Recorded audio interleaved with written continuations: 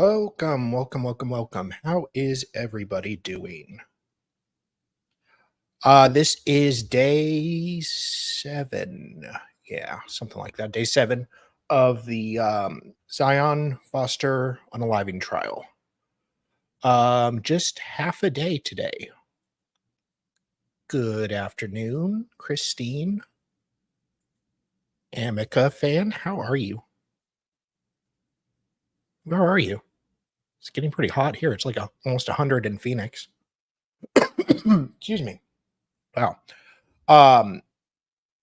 So yeah, today we continue with the direct and then cross a little bit, very short, of the weird porn guy who was not able to be qualified as an expert. And then we get into, I believe, the lead detective later, and they finally rest. They rested a little after lunch, directive verdict, all that. And then closings will be tomorrow. Exciting stuff.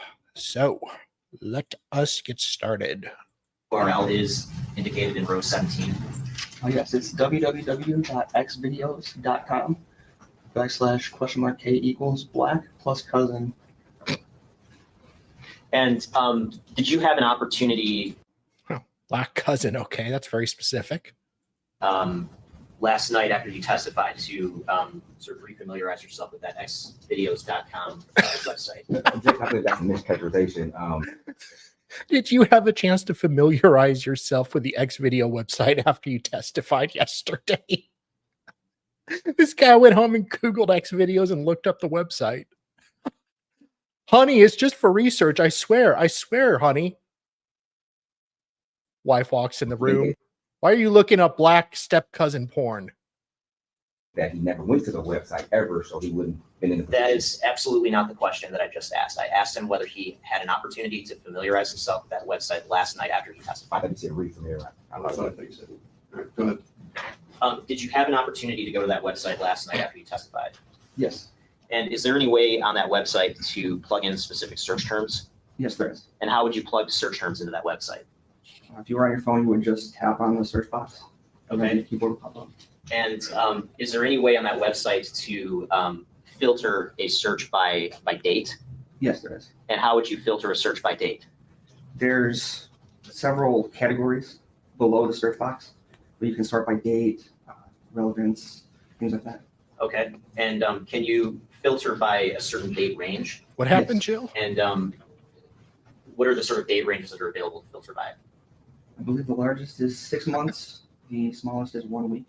Can you filter by 3 months? Yes. Okay. And did you, when you went to the website, did you try to plug in specific search terms into the Hey, search man. box? Yes. In which search terms did you plug in? I searched the term black cousin. And did you filter that search by date? Yes. And what was the date range that you used to filter that search? 3 months. And when you did that, I only want new black cousin porn. I don't want any of that old crap. No, it's got to be fresh. It's got to be black step cousin porn within the last 3 months. Boy, he must love his job. did you see a particular URL get generated? Yes. And was there any significance to that URL that you saw? Yes, it was that URL right there. The one that's reflected in row 17? Yes. Okay. Thank you. Nothing further. That's it. Black cousin. Good morning, detective. Good morning, sir. What Now, else we got here? Deep anal, my step cousin doggy while my step aunt is not at home. Ooh boy, that's a specific one there. when did you first begin your analysis on this particular exhibit 73A? Oh, I didn't know that. Approximately. Approximately last night. Last night was the first time you ever did an analysis on exhibit 73A? I looked it over. You looked it over. Prior to that. Okay. And you knew you were coming to court to testify in this particular trial, correct? Correct. And you waited until after trial yesterday in order for you to go to this website to do an analysis on it, correct? Correct. Okay.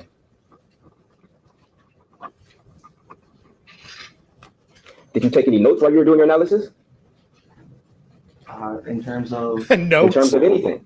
Did you take any notes while you were doing your analysis? Did you take any notes while you're watching hardcore pornography, sir? Yes. Did you? Yes. Okay. And did you take a copy or screenshot of the actual URL when you went to this particular site? No, I did not. You did not? Okay. Darn. Did you write it down? No, I did not. You did not? Okay. Did you bookmark it, sir? So you just, based upon your memory, it's the exact URL, correct? Correct. Okay. Now, why wouldn't you do the analysis before yesterday or last night on this particular information? On this particular information? Yes. Well, the wife I wasn't was home, focused and on I was other- curious. Other And cases? Yeah. Okay. And you knew that you were going to be requested to be an expert in this particular, at least somebody to testify in this particular case. On gonna this particular try. subject matter, correct? Correct. Okay. But yet you didn't do your homework to, I guess, educate yourself on this particular information, correct? Correct. oh, what now? And you stated that you guessed or assumed yesterday that K equals search. What type of research did you do to come to that conclusion? I did a Google search on what that means. You did a Google search. So what term did you put into the search engine on Google to come back with an answer? What does $K equals mean in a URL? Okay. And you didn't go to any various sites to verify the validity of that particular answer, did you? I did go to multiple sites. You went to multiple sites? Yes. Name a couple sites that you went to. The main one was Microsoft in their forums. Okay. So you went to Microsoft in their forums. You were reading the forums and just taking what their answers were at face value? Where can I find Okay. step So cousin? my question porn? was, You're asking them? what, I guess, search engine, or not search engine, but website did you go to plug in a term into their search engine to verify that the URL would actually have K equals? That's my question. I went to xvideos.com and typed in black cousin. And that's what You did that last night, right? Right. You testified yesterday, before last night, that you assumed or you felt you knew that K equals means a search, correct? Correct. My question is, what website other than last night did you go to use their search engine on that particular website to come to a conclusion that K equals search? Microsoft's website and a website called Stack Overflow Exchange. Stack Overflow Exchange? Yes. What type of website is that? That's a website for programmers of websites. And did you ask a question or you just was reading through the forum? I was reading through the forum. The question was already asked. Okay. So you didn't go to independent websites to verify if those answers were correct? True? Correct. Now, in your task, were you also presented Exhibit 73B, which is a full web, what, actually?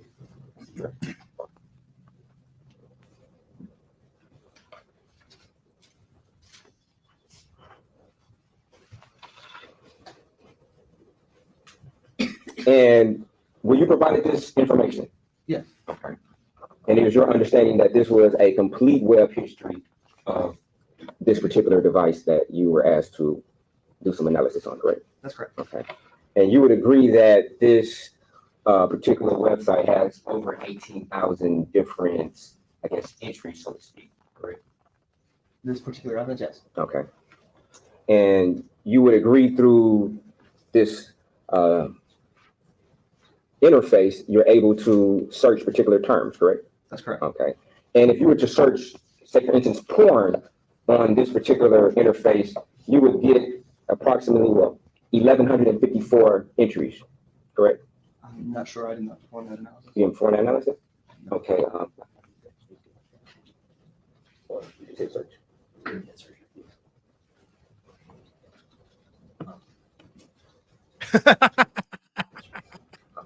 I'm going to get qualified as an expert one way or another. And just for the record, I'm searching Exhibit 73B, doing a keyword search for the term form.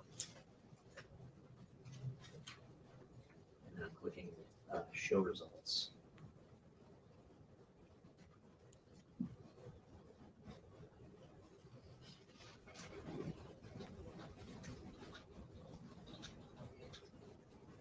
And then again, just for the record, it says the number of results is 1,154.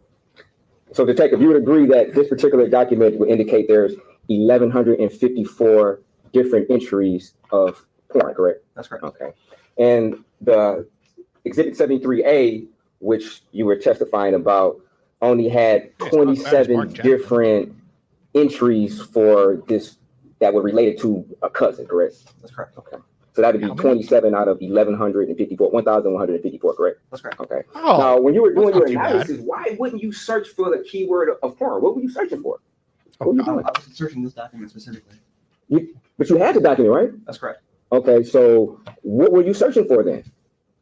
I was analyzing 73A. You were analyzing 73A? Okay, but in order to I guess, analyze 73A, don't you need 73B, more of a bird's eye view of the totality of the web search in order for you to make an analysis? Don't you think that? I wasn't asked about anything about 73B. Okay, but you did receive it though, right? That's correct. Okay, and you thought they just gave it to you just because they didn't have nothing better to do? No. I was only asked about the information that was in 73A. They were asking you what your opinion is, what you felt about it? They were asking me about the specific web URLs. Okay, but they were asking you about the specific web URLs, but you didn't even go to that specific website to check, right? Correct. So you didn't even do the task that they asked you to do, correct? I'd say I did. You said you did? Yeah. Okay. But your actions would maybe dictate something else. That'd be a fair statement, right? No, sir. Thank you. No further questions. No, Your Honor, thank you. Any questions from the jury? See, let's read your sentence.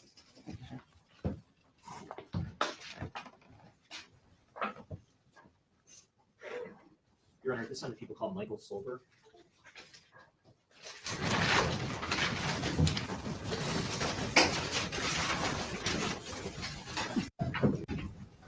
Please swear or above the truth. Morning, sir. We can only have one person talking at a time. Please try to avoid our natural tendency for nonverbal answers, such as showing to the shoulder, nods of the head, as well as because those will translate into the record. If there's an objection, please stop talking until it's resolved. Please keep your voice up, and if you would, please state your name and spell. Yes, sir. Michael Solberg, Michael. The last name is Sol, B as in boy, ERG. Mr. Russell. Thank you, Your Honor. Sir, could you tell the jury where you currently work? I currently work for Internal Affairs at the Wayne County Sheriff's Office. And how long have you been with the Wayne County Is that John Sheriff's Office? Fetterman? Going on 18 years this year. And how long have you been specifically working for Internal Affairs? Since August 1st, 2019. And in terms of your role with Internal Affairs, what are your where are your basic duties? Live monitoring. So if I was sitting in my office right now, I'd be listening to jail calls going on in real time. And then my other responsibility is provide jail communication to the prosecutor's office or requesting police agency. And when you refer to jail calls, in terms of the Wayne County Sheriff's Office, does it have any role with respect to the Wayne County Jail? Yes, sir. And what is the Wayne County Sheriff's Office role when it comes to the Wayne County Jail? Just providing safety and security of the facility. Okay. Sir, And you don't have to speak right now. Okay, sorry about As long that. as you keep your voice up. do inmates at the Wayne County Jail have the ability to make calls to the outside from jail? Yes, sir. And are those calls recorded? Yes, sir. And is there some sort of system in place that stores recordings of those calls? Yes, sir. And do you have access to that system? Yes, sir, I do. And at times throughout this case, have you been asked by either myself or by members of the Detroit Police Department to provide recordings of calls associated with an inmate by the name of Jaylin Brazier? Yes, sir. And when asked to, I guess, provide calls specific to an inmate, how can you find calls specific to a particular inmate? Just by the inmate's name. Okay. And are there ways to in the system to go in and I guess pull calls from a specific inmate? Yes, sir. For a specific inmate or a specific phone number. Okay. And how do you go about doing that for a specific inmate? Logging in, tell me the company that we're contracted with, putting in the requested information.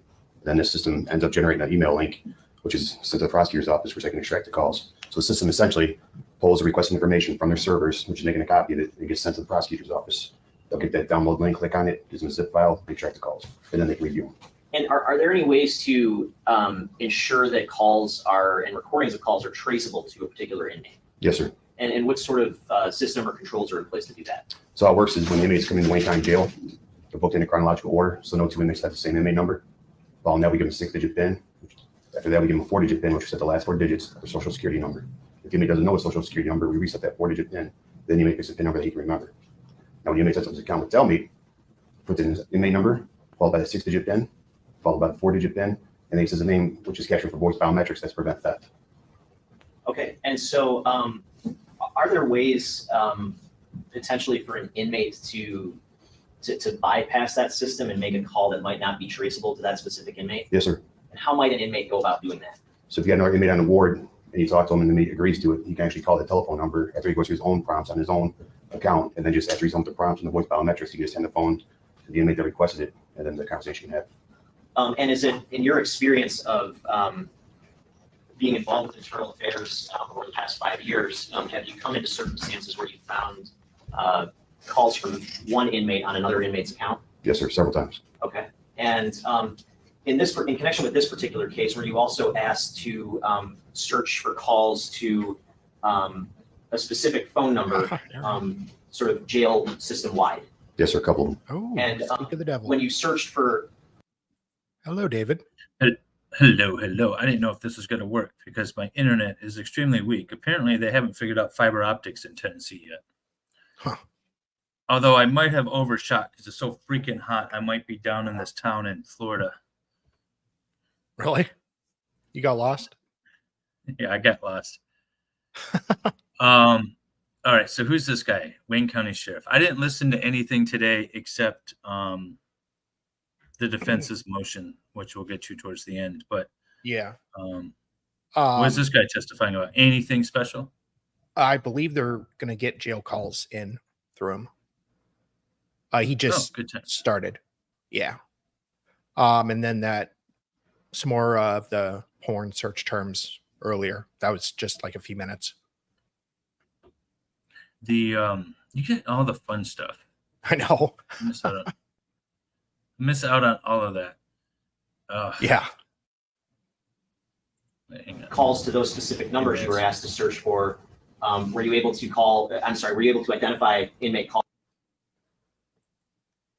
calls to those numbers? Yes, sir. And did you provide those calls to me or to other individuals in this case? Yes, sir. And was one of the numbers that you were requested to search for 313-516-7046? Yes, sir. Okay. And was one of the other numbers you were requested to search for 313-412-5068? Yes, sir. Okay, man. And I'm holding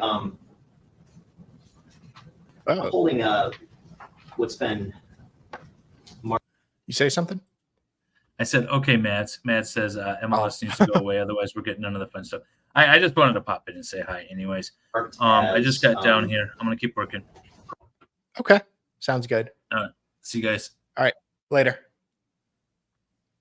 Proposed exhibit 90, may I approach, Your Honor? Yes.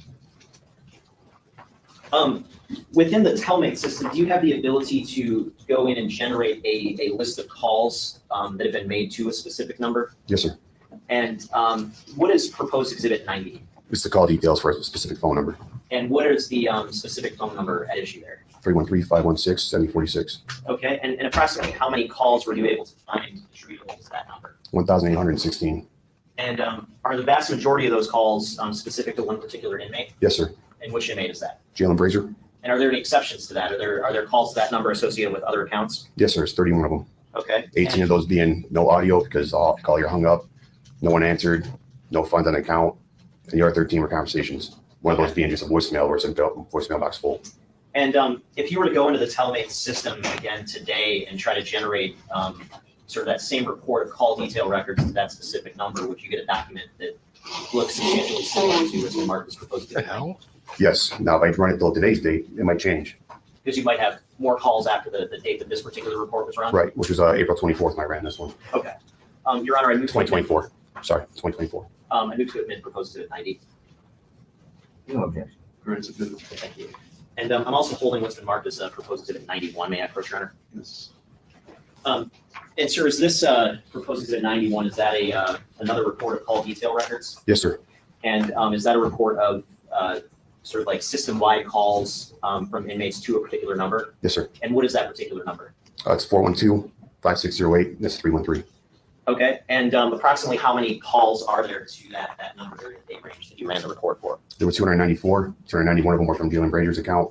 The other 3 were from other inmates. 2 of them had no audio because there's no answer. And then the other one's a conversation, which you're going to be playing today. Okay. And again, if you were to go into the system today and generate that same sort of report, other than any calls that happened after that date range, would you get a report that looks a lot like that document that you're holding that's marked as proposed exhibit 91? Yes, sir. Did I move to amend proposed exhibit 91, Your Honor? No, yeah. Submitted. And in terms of your testimony today, did I ask you to familiarize yourself with 6 particular call recordings? Yes, sir, you did. And are those all recordings that you at some point pulled directly from the Telmate system? Yes, sir. And is it your understanding that those recordings are all on this particular disk that I have labeled as proposed exhibit 62? Yes, sir. And if you were to go back into the Telmate system today and pull those calls, again, those 6 calls, would they be in substantially the same condition as the 6 recordings on this disk that's marked as proposed exhibit 62? Yes, sir. Now, how many of these calls, if any, are from the account of Jaylin Brazier? 3. Okay. If you call number 22, call 35, and call number 46 or 43. Okay. And so there are other calls from a different account? Yes, sir. And what numbers were those calls from different accounts to? The call 01, that was going to be to his mother's account, which is 313-412-5608. Okay. And in terms of the Telmate system, do you have records to determine whether there's any names associated with particular phone numbers that are being utilized by inmates? Yes, sir. And is there any record that you had for the number 313-412-5608? Yes, sir. And what was that record? Angela Milton, which is her account, and the deposits are all going to give that name and that phone number. Okay. And how about the on this particular disk, are there calls attributable to other inmate accounts to another number? Yes, sir. And what's that number? That'd be the 516-7046 number, 313 area code. Okay. And again, do you have records in the Telmate system that can tell you whether there's a particular name associated with that number? Yes, sir. And what name is associated with that number? Katrina Smith. Okay. As well as deposits. With that, Your Honor, I move to amend proposed exhibit 62. Okay. Submitted. Thank you. May I publish? Yes. Okay, I'm going to put up the list of files on the screen for purposes of exhibit 62. What sort of information can we glean from these 6 file names? Let's just start with the one at the top, just by way of example. What information is contained within the file name here? It'll be the inmate's last name where the account the call came from. So for this first call, who would be the inmate associated with the account that originated the call? Tiggs, Matthew Tiggs. Okay, and what's the next row of information? Is that a phone number? Yes, it's the phone number that was dialed by the inmate. Okay, and then after the phone number, what are the other numbers signify? It'll be the date and time that the call was made, the time of the military time. Okay. And in terms of these file names, is that something that you create, or is that system generated when the calls are exported from Telmate? System generated. And I want to start with publishing the call that begins with the number 22. And so looking again at this particular file, which inmate is associated with this phone call? Brazier. Okay, and what is the number dialed? 313-516-7046. And what is the date of the call? I think it's going to be August 9, 2023. Okay, and I'm going to publish just a brief portion of this, starting at the beginning of the call. Jaylin Brazier, Wayne County. An inmate at Wayne County Jail. This call is subject to recording and monitoring. The inmate has requested that you pay for this call. If you don't wish to talk, hang up now. Thank you for using Telmate. Hello. Okay, I'm going to stop at 21 seconds into the call and move forward to approximately 3 minutes and 20 seconds. I don't know. They said a lot of stuff that I have questions for, but I don't want to ask that over the phone. Like, a lot of shit. I don't know, babe. I can't say anything. I can't ask you certain things. The report is going to be entirely incriminating. They're going to try to use this against you in the courthouse. Or try to subpoena me again and ask me, what did you ask me? Hey, stop. Calm down. Relax. Okay. I don't know if I can do it on Dave's spot. You have your choice. You respond to all. Okay. So calm down a second. Outside of anything like that, what other questions do you need to answer for you? I want you to think of your mind is bothering you.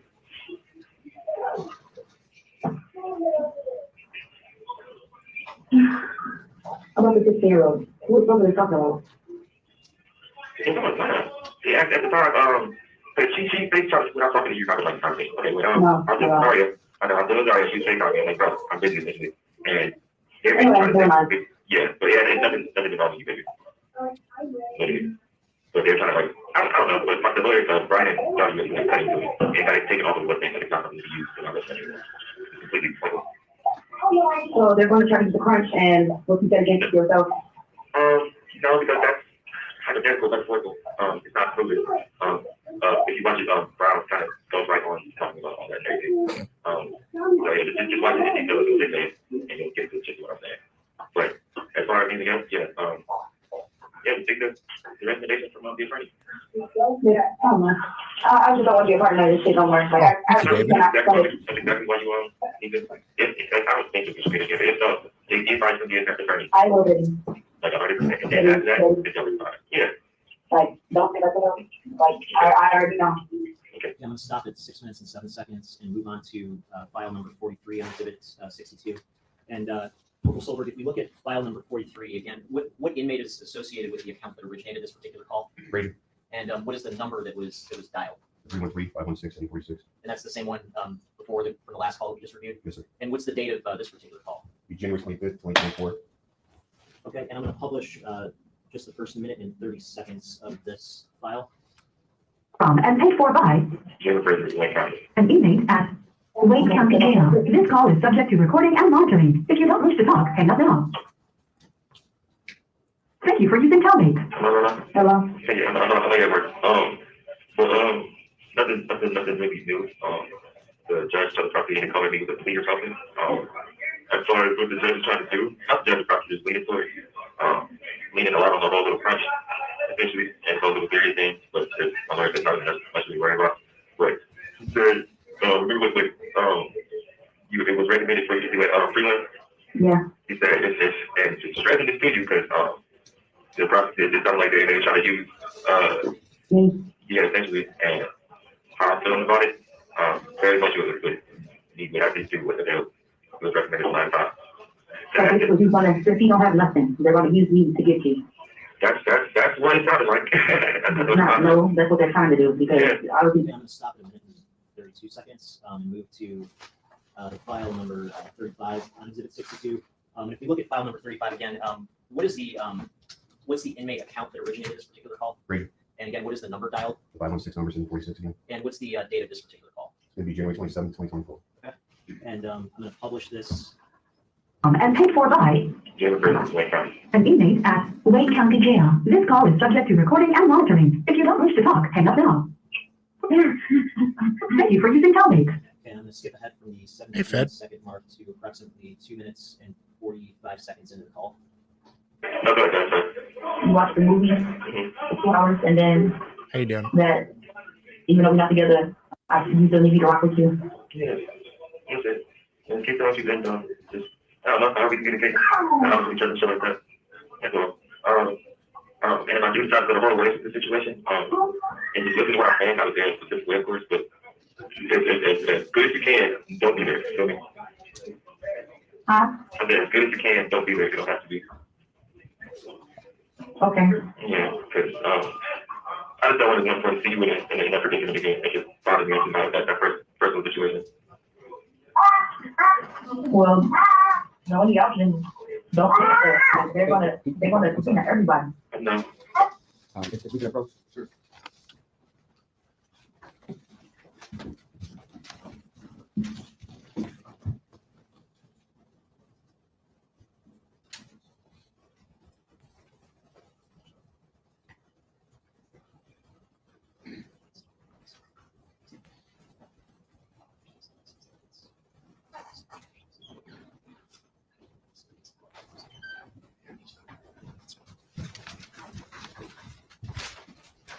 Okay, and just for the record, the call is stopped at the 3 minute and 57. I'm sorry, 3 minute and 56 second mark. And I want to move to the call number 8 on the list. If you look at call number 8, is there a different inmate associated with originating this specific call? Yes, sir. And Don't what's you have that name? GPS? And what is the number dialed in terms of this specific call? Same number, 313-516-7046. And what is the date of that call? December 25th, 2023. And paid for by Real Turner. an inmate at Wayne County Jail. This call is subject to recording and monitoring. If you don't wish to talk, hang up now. Thank you for using Telmate. Hello? Hello? Hey, I get you busy? No? Okay, I need to look at something for me, so I'll call you on some different numbers today. Look at, pros and cons, positive and negatives to recanting a statement. That's what I want to talk to my lawyer about. That's literally all they're using against me right now. and probably trying to build a theory off everything. Like that's rich. Some whole thing with the first lawyer. And do all that. I want to see what they say about that. I want to say about that one a little more first. Say it again. The positives and negatives of recanting a statement in a criminal case and convention. What you up to? You still playing there? Yeah, I'm about to play Dragon Quest Builders. Oh, I forgot about that motherfucking game. that's one of the big games that you never actually finished, but you still what to do. What you doing building this week? Basically get a bunch more shrines. Mm-hmm. Good. Level of art and shit. You gotta look at the armors and shit. I guess I was gonna tell you. A lot of I know there's a bunch I need to do. I'm trying to upgrade on my host and my stamina. niggas you did back in the day. He said the positive necklace of Campoline. Recanting. Recanting a statement. In a criminal case. Now, I was trying to throw you for a loop earlier with my question or anything. It was more of an emotional question, a survival question. But I got a little spontaneous for you. Yeah. Where the fuck did you get these questions from, bro? I'm like, no, it's not. It's random. It's just that random. I hope I'm fucking my line up too. I don't know if I should cricket or if it's crispy. So I'm trying to find when you see it. I'm gonna get on your ass. So what's it saying?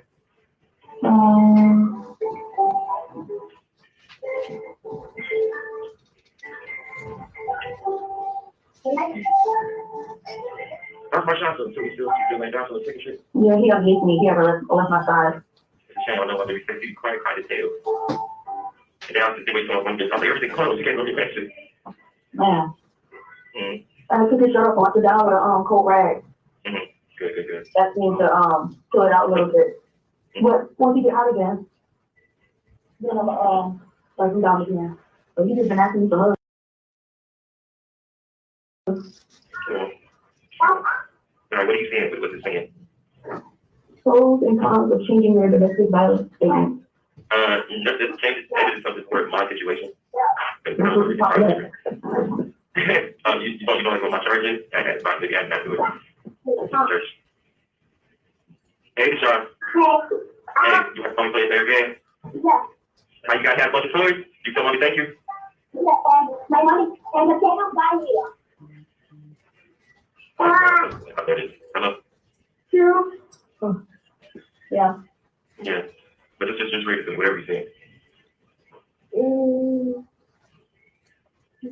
Yes. It's so standing domestic violence stuff. You sound a little muffled. Just edit and take off the criminal aspect of it. Just look up the pros and cons of the candidate and take it down.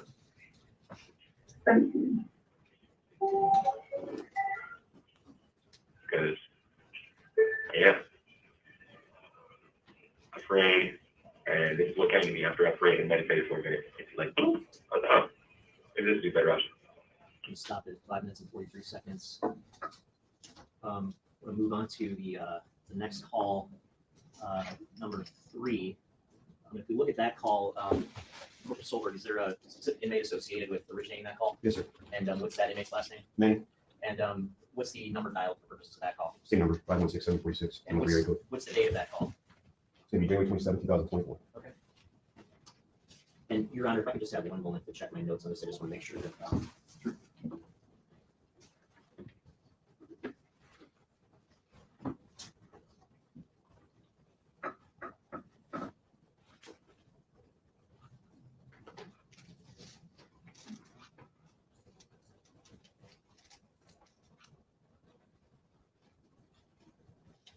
Could we approach, Judge? Yes.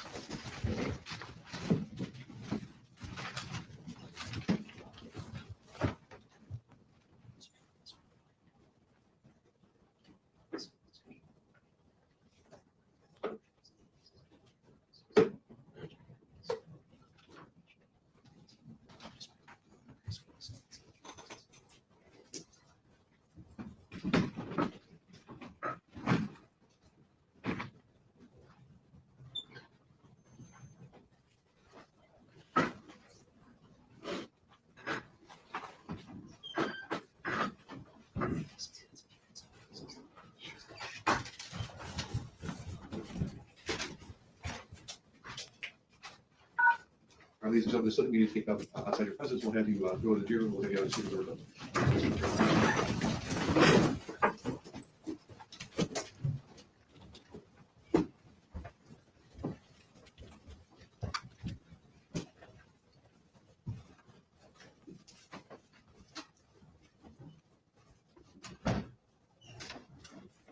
Sidebar, so that we can. I know.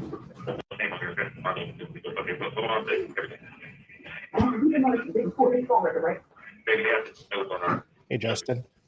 And so that's 35 seconds. and I'd that's say just the first portion state, that I plan on publishing, just it's to not a show slam that dunk, it's though. Go ahead, Steve. trying to manipulate, the system, obviously.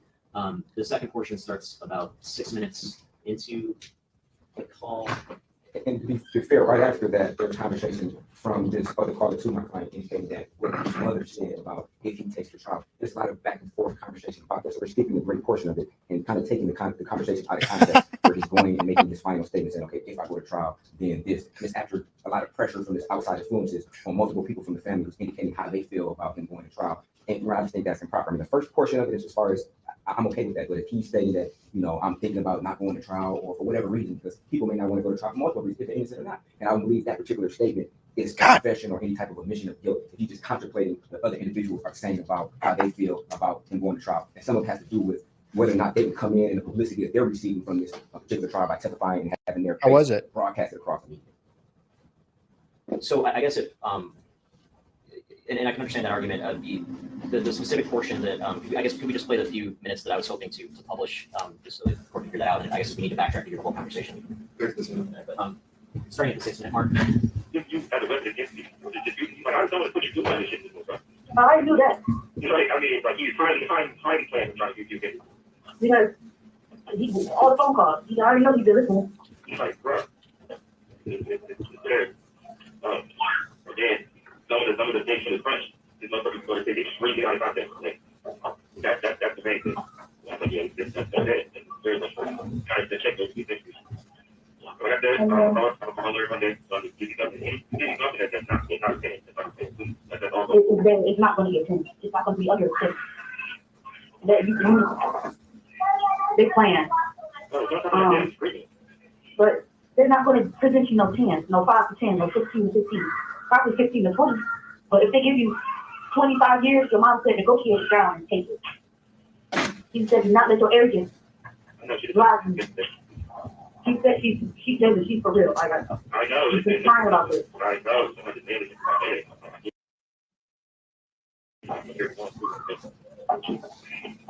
Man, you better stick with it.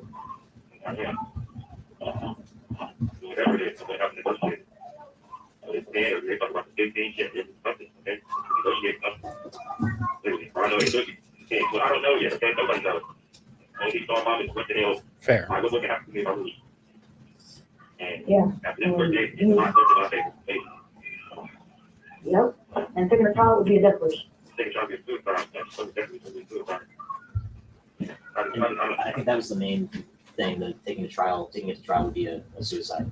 And you're right, that's just highly prejudicial. It contains hearsay of what his mother allegedly told her about his chances of going to trial. And it's definitely going to fairly unprejudiced my client to the fact where the jury said, okay, if he's thinking about, negotiating, or he must be guilty if he's even, because if he was innocent, he would even take, if they offered him one day. I mean, they could come to that conclusion, right? And I don't think this is for a proper purpose other than to try to prejudice the jury under the assumption that if my client was contemplating or even listening to negotiating, and this is after a court date where Your Honor, indicated that they're offered for the record, and he's basically letting his girlfriend know that Your Honor asked the prosecutor if there's a particular offer, and he's contemplating, okay, if there's an offer, I might take, 5 to 10 years. But that, in my opinion, is not an admission of guilt. Like I said earlier, there are multiple reasons why an individual would contemplate a plea. In fact, if they could be innocent, right? So we'd ask for this, other than maybe the first portion when he's indicating that, okay, they have to know what's up when his girlfriend is indicating, okay, they're listening on the phone calls. I mean, I guess that would be okay, but everything after that is just highly prejudicial. Yeah, Judge, I mean, I guess my response is just that I think it's interesting that in this specific call that he, at the outset, he makes clear that he's trying to be deceptive. He's trying to have this more candid conversation that he thinks he can have because he's on another inmate's account. And then he finally gives this candid assessment of what he believes are his chances of trial, and that's a suicide. And I think that strongly goes to his consciousness of guilt and the incredibility of these previous statements that he's made. And so I'm not aware anyways of, and I could be wrong on this, that, that putting in a defendant's own statements about the possibility of contemplating a plea would be inadmissible. It's been a while since I looked in that case law, but my recollection is that that is admissible. I believe it's been admitted before, but Is that admissible, And Dave? definitely the prejudicial value would highly outweigh any probative value. And the only purpose that Mr. Elsey would like this portion of the phone call to be entered is to prejudice the jury to say that, oh, if he was innocent, there's no way in the world he would even contemplate for even a half a second about negotiating for a plea. And that's just untrue. In multiple cases, that he could be a plethora of reasons why an individual would contemplate negotiate. He didn't say that, oh, I'm going to plead guilty because I'm guilty. Like he said that, like, oh, I'm guilty, I want to plead guilty. I don't care, I don't want to go to trial. But if he's weighing the pros and cons and saying that they're going to at least negotiate to see what they have to have, because they're trying to use a lot of things out of context against me that are untrue, and it could have an appearance of feeling a certain way that is not. And I understand that as a rational individual, to at least let me hear a possible negotiation, because I understand what the prosecutor's doing, trying to flip my words and trying to flip things out of context. And they're doing that right now. It's very request. They're trying to flip his words and take them out of context in an attempt to prove his guilt. So that just confirms his fear of proceeding with these particular actions that have been persistent since the onset of the Did you give any authority one way or the other? You can cite. I don't have it at the top of my hand, Your Honor, but if the court wanted to give me a few minutes, I could try to find some. I know I have looked into this issue before. Oh my. Yeah, it would be nice to have a little bit of guidance. I mean, in the civil context, offers and compromise are admissible. This is obviously not that sort of. Right, I mean, under 408, I mean, that applies to confidential settlement communications. So Right. that, I think we're not in the territory No, I of know, confidential. but we're certainly in a position where somebody's trying to figure out, there's a number of different reasons why people do things, right? And they may try to limit exposure, understanding that, even though they may be their innocence, they think that there's maybe a chance to be convicted. We want to limit exposure. So I think they need a little bit of authority before we make a decision. Okay, I guess, I don't want to hold us up, so what I propose is that I just be able to publish that first 36 seconds of the call, discussing the sort of scheming about using the other inmate's account, and I'll forego the rest of it. Hey, Josie. It's like, How you doing?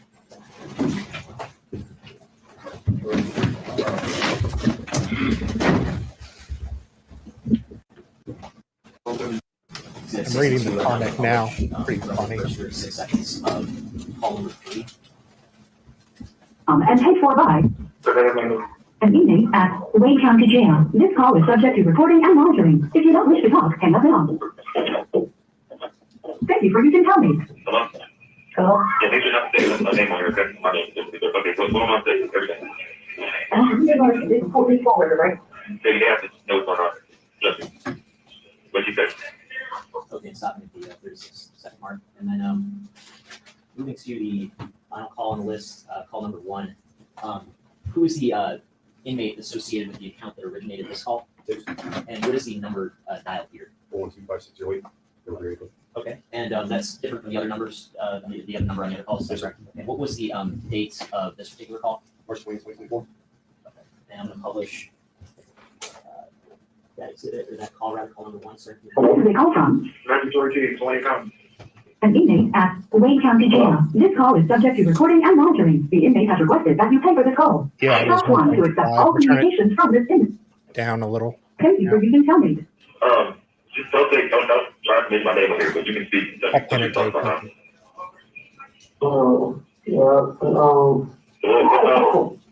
Okay, so what's going on? Oh, nothing else. This is my phone call. So you just tell me what was said. Essentially.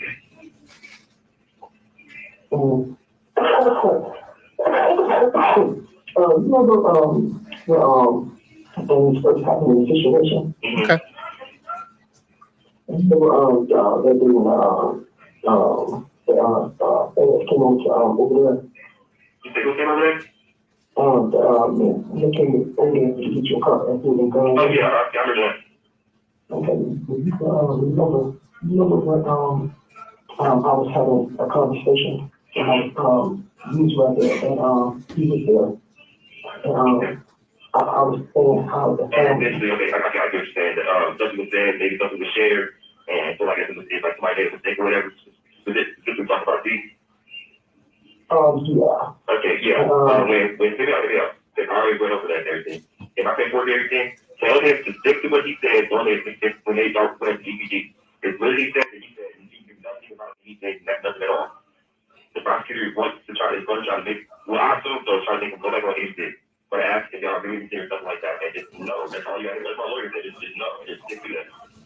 The only thing I have on D is his, and when he went to, DC for whatever, interrogation, whatever, and just no, nothing. I never talked to nobody, never text anything, nothing like that, okay? Same for you. There's nothing, I have all my discoveries on file, all my discoveries, literally. And just nothing like that. Go ahead.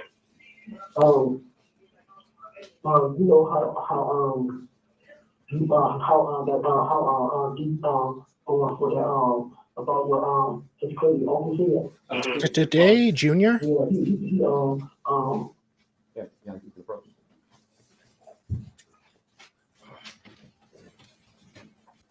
Okay, and just for the record, call number one is stopped at the 3 minutes and 5 second mark. And I don't have any further questions.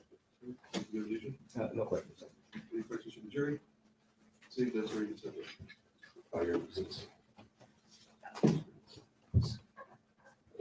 That's what I heard.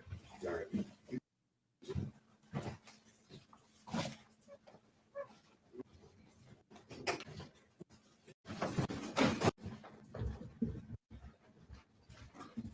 Recording stopped. That Ex-girl. Could you tell the jury what you do for a living? I'm a detective with the Detroit Police Department. And how long have you been employed with the Detroit Police Department overall? Over 15 years. And how long have you been in your current role with the Detroit Police About 4 years. And what is your current role with the Detroit Police Department? A detective in the homicide unit. And as part of your role as a detective with the homicide unit, were you involved with the investigation into the disappearance of Zion Foster? I was. And what was the scope of your involvement in connection with that investigation? I was officer in charge. And what does it mean to be the officer in charge of a particular investigation? So essentially, when we do a homicide investigation, it's a group effort. There's several investigators. I'm the one that pretty much is given all the information that's been gathered and organized and go forward with. Okay. And prior to the investigation in this case, have you worked on other homicide investigations? I have. Is there anything in particular about this case that you would say is like a distinguishing feature compared to other homicide cases you worked on prior to this? Yes. And what would be that distinguishing feature? There's no body. Okay. And during the course of the investigation, did you probe or look into the possibility that Zion was still alive? Yes. And what sort of steps did you take to investigate whether she was still alive? I contacted morgues, hospitals. And in terms of contacting morgues and hospitals, did you find any information relevant to the investigation? No. Did you look into international travel records? I did. And how do you go about doing that? I contacted, I don't remember the agent's name, but it was someone through the FBI. Okay, and were you able to find any sort of useful information suggesting Zion had traveled abroad? No. Did you look into getting records from Zion's social media accounts? I did. And what sort of accounts were you able to get records from? Instagram, TikTok. I think that's it. And in terms of obtaining those records, what's the process that you have to go through to obtain records from social media accounts? So myself or part of someone on the team will draft a search warrant. So a search warrant, you type all your probable cause and you will submit it to the company. The company will, it's signed by a judge. The company will then in some type of portal or email, but they'll give you a return and that'll have all the information for the account. Okay. And I'm holding what's been marked as People's Proposed Exhibit 63. It's a certified copy of certain Instagram records, and I would just move for that to be admitted under Michigan Rule of Evidence 902 subsection 11. No objection. It's a move. Thank you. It's a 63. 63, you are correct. And I'm just going to publish that exhibit briefly. If we look at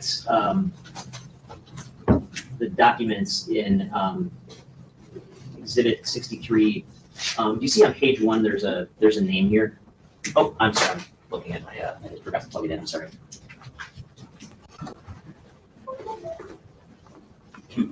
Okay, page 1, there's a particular name here. Yes. Is there any significance with respect to that name? That was the Instagram handle, if you will, provided by Sierra Milton. Okay, And so that's when you requested records, are you requesting records for that particular name? Yes. Okay. If we go to page 17, let's start with page 13. Do you see the photo depicted on page 13? Yes. Do you see the date under that photo? Yes. What's that date say there? December 14th, 2021. Okay. And so that would be how long approximately before Zion's disappearance? Of close proximity. Okay. And same if we go to page 17, do you see the date under that photo on page 18? It's the same date, December 14th, 2021. Okay. And did you have an opportunity to review sort of the entirety of these records that were obtained? I did. And did you see any evidence of Instagram activity attributable to Zion after January 5th of 2022? Not Zion. Okay. You heard Cortez Gonzalez testify about using her account Correct. at some point. Was there evidence associated with that in these records? Yes. And would that just be limited to January 5th of Correct. 2022? Okay. Did you also obtain information about Zion's bank account from her? I did. Her mother? And did you do any sort of search warrant to obtain bank account records? I did. I authored 2 search warrants, one in the beginning of the investigation and then one, I believe it was about 6 months in, to see if there was any banking, any type of transactions. Okay. And did you obtain records back on those search warrants? I did. And what was the purpose of looking to see if there was any record transactions in those records? If there was any transactions coming from Zion. Okay. And holding what's been marked as proposed exhibit 64 and 65, which are certified copies of banking records, and I would move for both of those to be admitted again under 902 subsection 11. No objection. All right, which particular 64 and 65, these different banks?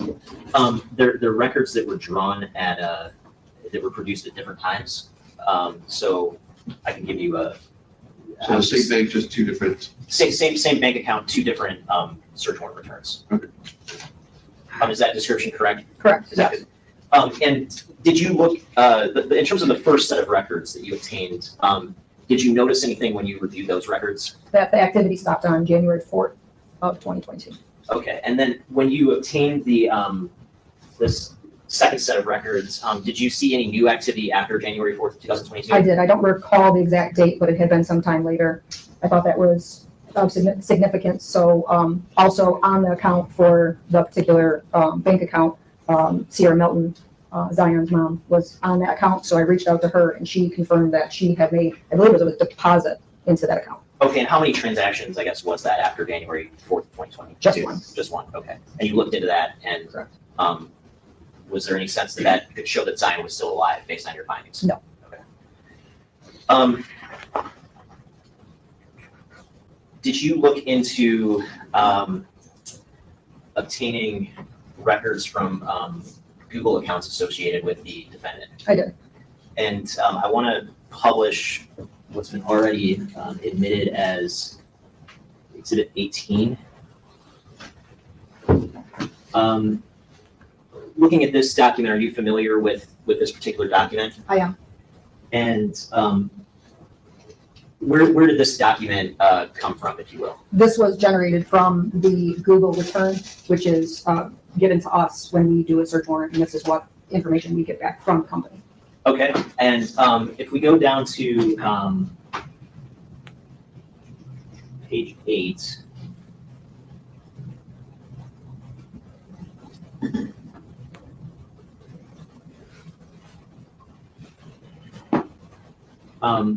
you see the bottom 2 rows there, starting with the one at the bottom. What does that indicate? The one where your cursor is? Yes. It's a search for our trash trucks, also compactors. Okay, and we've already heard testimony about this particular search and the timing of that. Is that correct? Correct. Okay. If we go up to page 7, what is the search reflected there toward the middle of page 7? How do the police track your phone? And what's the date associated with that search? January 7th, 2022. And How about the next search above that? What's the search reflected there? How do the police track missing people's phones? And what's the date reflected for that search? January 7th, 2022. Okay, and we go up to page 3. What's the search reflected here?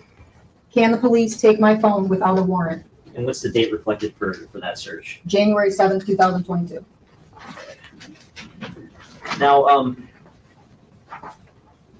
during the course of the investigation, as the officer in charge, did any information come to you about an eyewitness in this case? No. Okay, so was any eyewitness ever identified? No. Other than the video that's been admitted in court, has any other relevant video been identified to you as the officer in charge of this case? No. Are you aware of any other relevant video? No. There was some testimony about the searches of the defendant's residence back in January of 2022. When those searches were conducted, starting with the first one on January 16th, were you involved in the case at that point on January 16th, No. 2022? Okay. And when is it that you became specifically involved in the case? I believe it was the 18th is when I was told I was going to be the OIC. Okay. And throughout your role as the officer in charge, have you familiarized yourself with both the photos from that original search and the evidence that was recovered from that Yes. search? And other than what was presented in court, was there anything that you're aware of that was relevant that was recovered during that search? No. 1.25. There were some photos of some devices at the residence. Do you remember those? Yes. Were all the devices in this case attempted to be forensically analyzed in some way? Yes. And other than what we've seen presented in court from any sort of forensic extraction of phones or other devices, is there anything else that you're aware of that would be material to the case? No. Okay. There was some discussion about laboratory analysis that was done in this case. Yes. And in particular, some discussion about a toothbrush attributable to Zion Foster. Yes. What was the purpose of submitting that toothbrush to the lab again? So because this is kind of a different case, we would typically, when you have a body, you would receive blood drawn at the morgue. Since we don't have a body, we had to use a different reference sample, such as a toothbrush, to get DNA. Okay, and so in a typical case, the morgue blood would then be the sort of reference sample for the victim? Yes. Okay, and we didn't have that here, obviously. Correct. There was some testimony about, I guess, certain things being submitted or not submitted from the search of the defendant's vehicle. Do you recall that? Yes. And were you involved in sort of the process of determining which items were to be submitted to the lab versus which items would not be submitted to the lab? I had a part in it. I believe the first lab report was authored by a trooper who was also involved in the case. We were all briefed with the case of what was going on. The indication from the dog was that there was a hit on either side of the trunk and nothing really focused in the middle. And then later, while we still had all the evidence from the trunk, speaking with Zion's mother, that none of the items looked familiar to belong to Zion. Okay, and so is that what you just mentioned? Does that inform sort of why certain things were submitted and certain things were not submitted? Correct. The liner was a big indication of where the dog indicated on, so we sent that off to be the most prominent. Okay, and you mentioned the first lab. I think you said lab report, but you mean lab submission? Maybe Correct, it doesn't lab brush the submission. teeth. And so what is a lab submission? Can you help us understand, I guess, what that is? So it's a form that our department utilizes, and it's sent to the Michigan State Police Lab. So we have a list of other officers that talked about Tracker. It's our evidence system. So all of our evidence is in one system. We put evidence in, it's down in our property section, and then we also take it out, and we will submit this form, and we will give a brief synopsis of what we're looking for, what occurred, and what we're trying to find with the evidence provided. Okay, and you mentioned there was a trooper involved in the initial laboratory submission, is that correct? Correct. And when you say trooper, what do you mean by that? Michigan State Police Trooper Stephanie Chang, Okay, and who is is there part of Homicide Task Force. and is there a reason behind having a Michigan State Police trooper handle a laboratory submission? I won't say it goes faster, but they are familiar with the process. They are familiar with, some of them are, I can't recall if Trooper Chang was an evidence, certified to do evidence recoveries, but the process seems to go faster Okay. because they're familiar. And in terms of the lab, when you make a laboratory submission, does the Detroit Police Department have its own sort of forensic crime laboratory? No. And who administers the forensic crime laboratory in the state of Michigan? Which agency is responsible for that? Michigan State Police. Okay.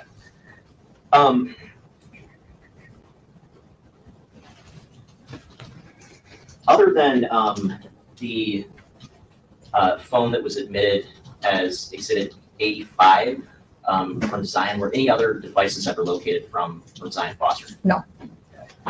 And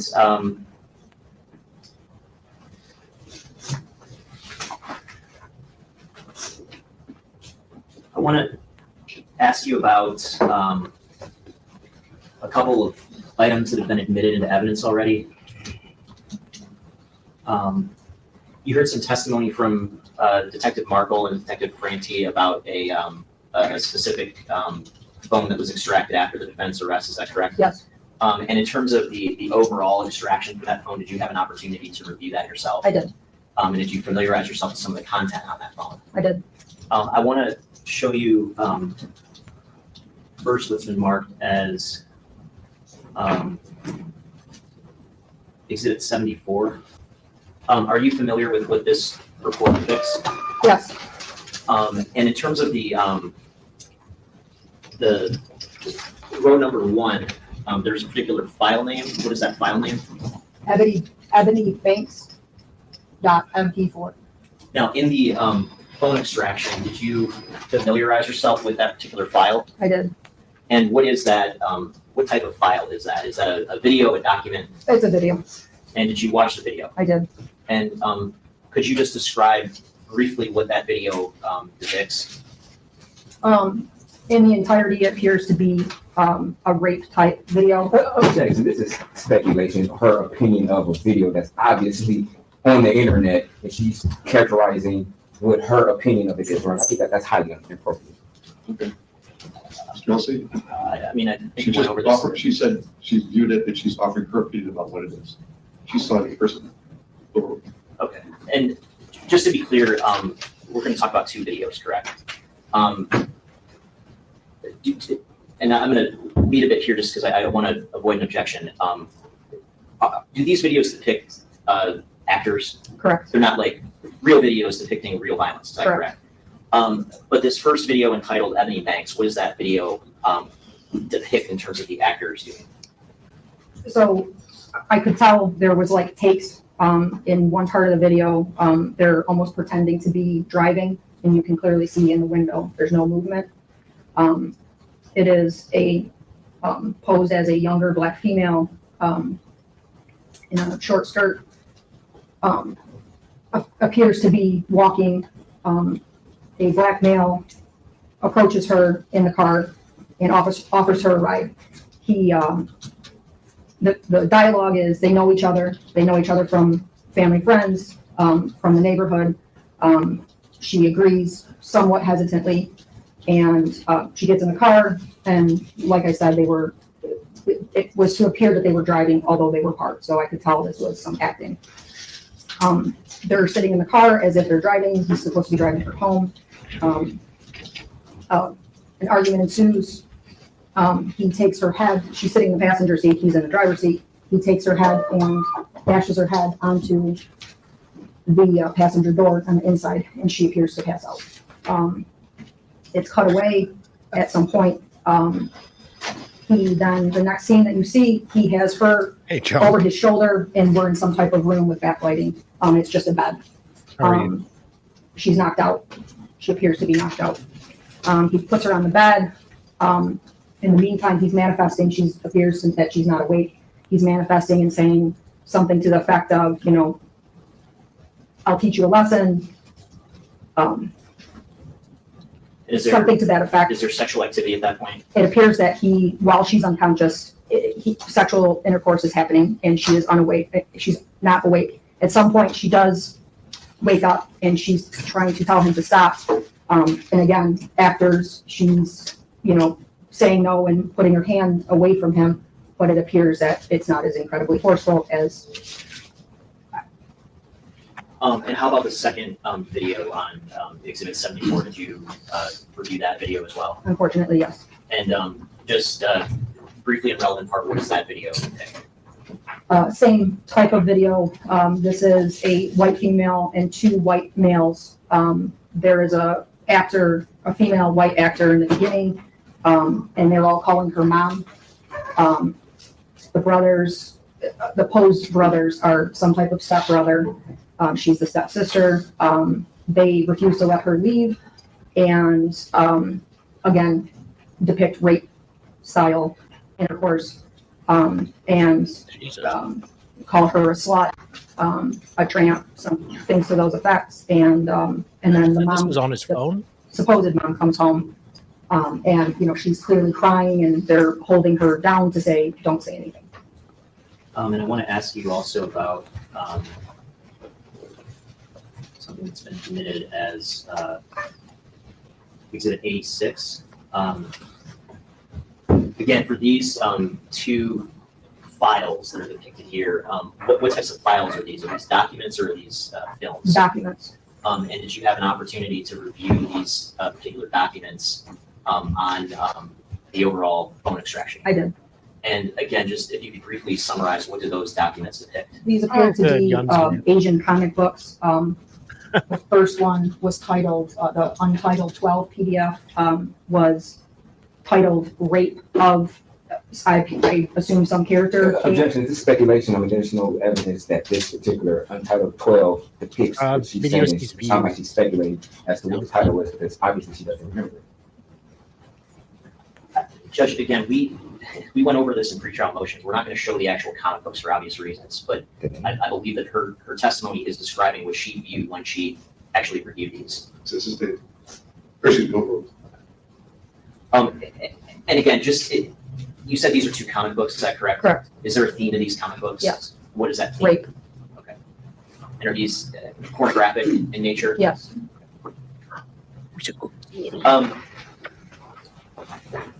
There was some testimony from Katrina Smith, if you recall. Yes. And at some point, were you asked to subpoena her as a witness for this trial? I was. Were you able to subpoena her? No. What sort of efforts did you make to try to subpoena her? Went to her house several times, phone calls, text messages, left my business card on her vehicle as well as my partner's to reach out. Okay. At some point, was she detained on something called a witness detainer? She was. Okay. And was she released pretty much immediately on that after being detained? Yes. And since then, has she been cooperative? Yes. Okay. There was some discussion about her previous testimony. Had she testified previously at a hearing before? Yes. And what hearing was that? The exam, preliminary exam in August of 2023. Okay. And did she appear willingly under a subpoena at the point of that exam? Yes. There was some testimony about some sort of CPS claim being made, and I believe she made the allegation that the defense raised the issue that she was blackmailed into testifying. Do you recall that? Yes. Was there any sort of CPS complaint made with respect to Ms. Smith? There was. And who made that complaint? I did. And when did you make that complaint? I believe it was July 7th of 2023. And why did you make that complaint? When I was reviewing jail calls, as one typically does, to a defendant, I overheard a phone call that was, I believe, June 23rd of 2023. There was a conversation between Katrina Smith and Jaylin Brazier, and you can hear kids in the background. The defendant is telling her to tell them to be quiet and then to pop them.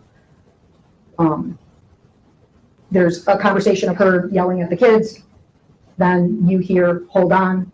Then you hear what appears to be loud thumping or smacking noises, and then the children screaming or child screaming. And when you come into possession of information of that nature, can you just sit on that? No. Do you have any sort of obligations to make a report at that point? Yes. And is that why you made a report? Yes. Did you make a report to try to blackmail her, coerce her into testifying in this case? Did that report have anything to do with her testimony in this case? No. And did anything come of that report that you're aware of? No. Okay. So she was never charged. She was never obviously your kids are still with her, correct? Correct.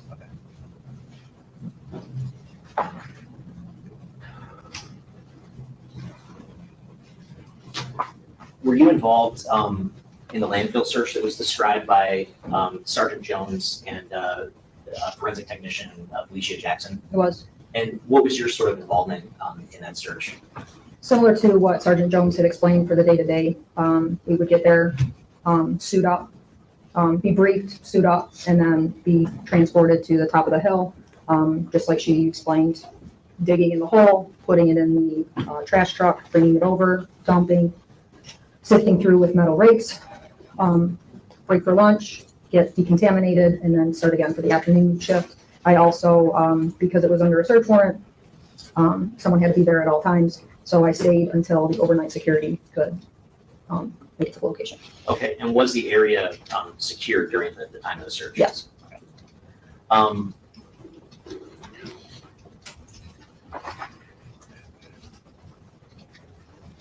I want to ask, specific to one of the charges in this case concerning tampering with evidence.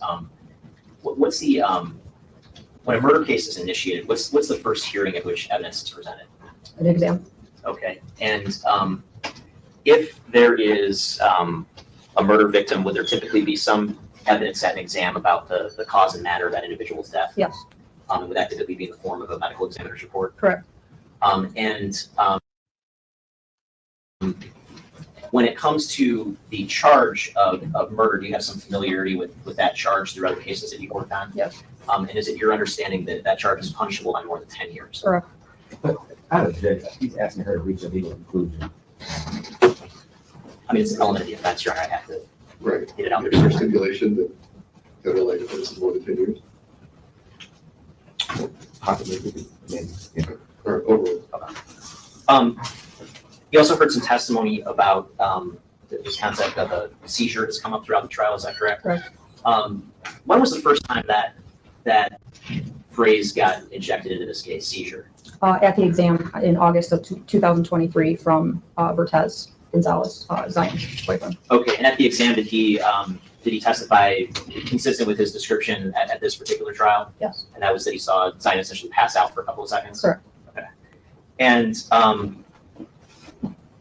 are you aware of any evidence throughout this case of the defendant claiming that Zion had a seizure? No. You've got sort of the defendant's browsing history from multiple sources, is that correct? Correct. That would include Google records? Yes. That would include phone dumps from back in January 2022 and also from June of 2023? Correct. Have you had an opportunity to familiarize yourself with some of that browsing activity? Yes. Are you aware of any browsing activity suggesting that he searched the internet or visited web pages inquiring about why a young woman might die suddenly? No. In terms of Dr. Glavity's testimony yesterday, there was a reference to her having summaries of 4 statements. Recall that? What did you send Dr. Glavity for her sort of review in connection with this case? So in order to avoid any type of confusion, I did a summary of the video, which included audio of the first interview in January of 2022. The written statement that was signed in also the same day in January of 2022. And the interview with Lieutenant Lalone, which was the following day, and then a recap summary of the interview that happened with Sergeant Sullivan in June of 2023.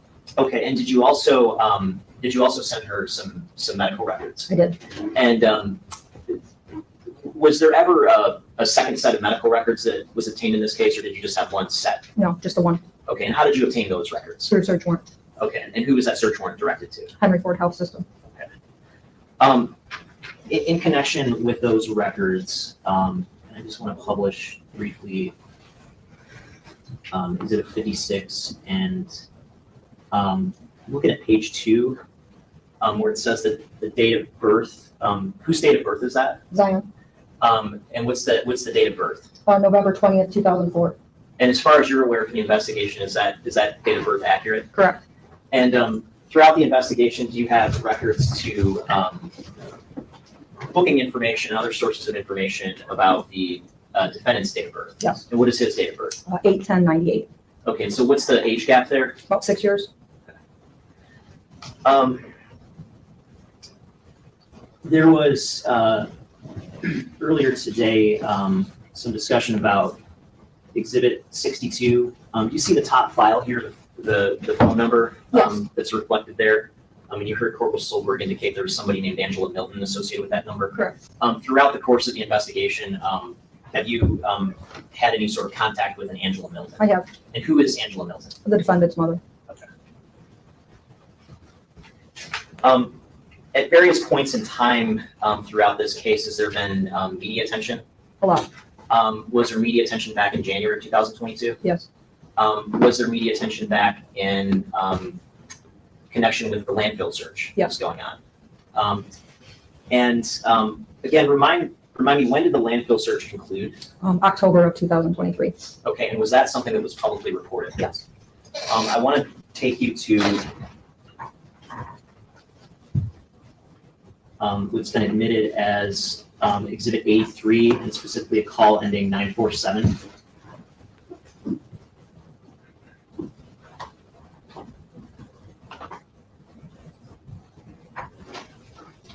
That'll be awkward. For a collect call, press 0. Thank you for using GTS. Anything major? Still waiting for now. And I'm going to skip ahead to 6 minutes and 55 seconds. Hey, yeah, still waiting. But so I'm sick. Are you okay? First off. Yes, I'm fine. Okay. Is it anything major? So, What? Hello? huh? Yeah. Is it anything like the one major thing it could be? Is it major? Okay. I want to ask you, in early October of 2022, was there one major thing that could have happened at that time that could have impacted the investigation? This calls for speculation on what my client could have been talking about, Your Honor. He's asking her to speculate. I'm not asking her to speculate what his client is talking about. I think that speaks for itself. I'm asking her the simple question of what was the major thing on the investigation in October 2022? Was there one major thing in October 2022 that could have impacted the investigation? Yes. And what was that? The landfill search was coming to an end. And so had Zion's body been discovered, would that have impacted the investigation? No, it had not been discovered, and yes, that would have made a big impact on the investigation. Thank you. Nothing further. Good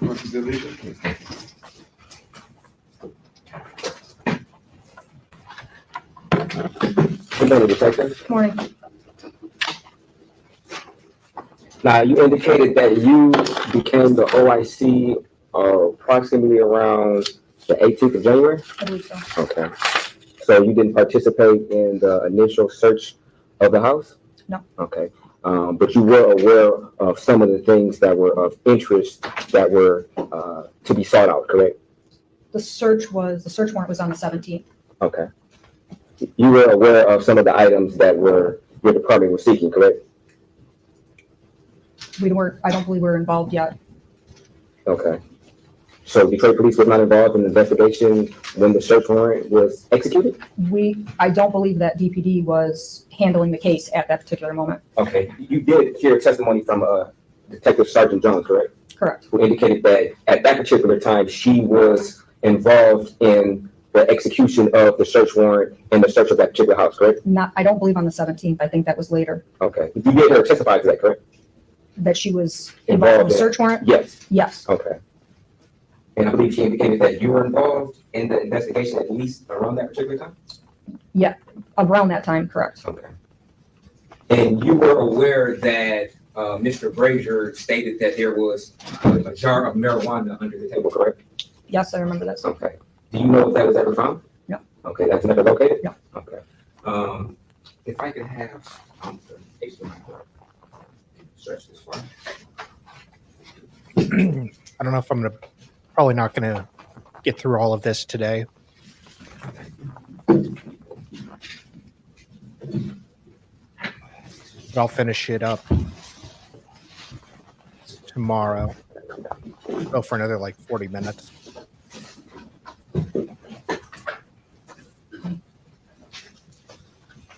And I am publishing exhibit number 23. You are familiar with the photographs that were taken from the house on Greenfield that belongs to Mr. Brazier, correct? Correct. And you would state that these particular photos, in fact, come from that particular search, correct? Correct. Okay. And this appears to be a table, correct? Yes. The living room table. And you see an orange jar to the right of that Nintendo I see something with an orange color with white label. with an orange, okay. And Mr. Brazier, in fact, indicated that he had an orange jar of marijuana under the table, correct? Correct. And you would agree that this particular item is consistent with what Mr. Brazier said that he had under the table that contained marijuana, correct? Looking at this picture, I can't tell what that is. I wasn't at the search warrant, so I Okay. can't. And Judge, I'm just objecting because this search was days before he made that Oh, statement. God. So I think this question isn't I appropriate. had Junior a little bit ago. Did you, this is very important, if I can follow up. Sleeping now. I think it, Okay.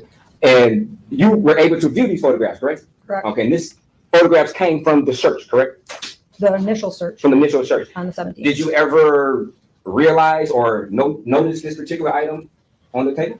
There's one. I did not. You did not? Okay. So of course you didn't send anybody else to go back to the house and say, hey, this may be this particular item that was mentioned by Mr. Brazier, right? Well, there was a secondary search warrant done on the I don't house. have and believe anything that's what you're else, referring really, to, Where Sergeant but, Jones yeah. was at that search It warrant. is weird. Okay. And at any time, did you instruct Sergeant Jones or any other individuals working with law enforcement to look for this particular item that's depicted in this particular photograph? No, You did not? Eh. after this point of the search warrant, because there was so much media attention, there's news media footage of several people going in and out of this house Okay. after that search warrant. Okay, but wouldn't it be pertinent to, I guess, quarantine the particular house, or at the very least, gather all the evidence that could be of value prior to letting anybody inside the house? That would be pertinent, correct? Well, I wasn't at that secondary search warrant, and after his statements and the secondary search warrant was done, if that was still there, it would have been collected. You say if it was this, but you don't know whether or not it was there. I wasn't there. Okay, because you don't know if you didn't know it was there in the first place, right? Correct. Now, you had an opportunity to review some footage from the dumpster that was located off of Woodward, correct? Yes. Okay. And I'm publishing what is admitted as, I believe, exhibit number 46.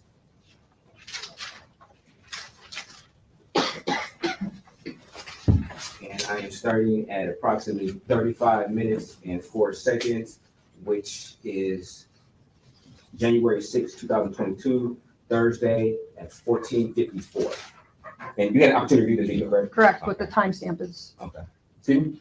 I believe Sergeant Ford testified that the timestamp was a different time. It was a different time, Correct. correct? But he did indicate, if we can watch the video right here, if you're looking at the video, he did indicate that this particular, I guess, footage, in your opinion, is Mr. Brazier allegedly coming back to the scene. Would that be fair? No, sir, I never said that. Okay. You say the vehicle? Yes. The vehicle is not consistent with his car. Okay.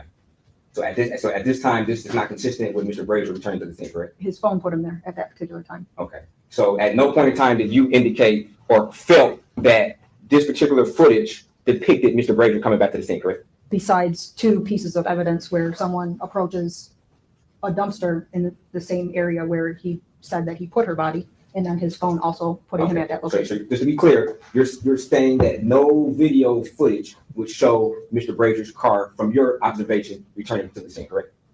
Can you state that again? From your observation, there's no video footage that you personally saw that would indicate Mr. Brazier returning to the scene the day after, on the 6th, correct? Besides this video?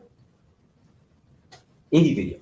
Are you saying that this video depicts it? Yes or no? I'm trying to be clear. Well, the timestamp of a vehicle and someone approaching a dumpster in connection with his phone putting him at the same exact location. Okay, we'll forward a little bit, and you can watch the video.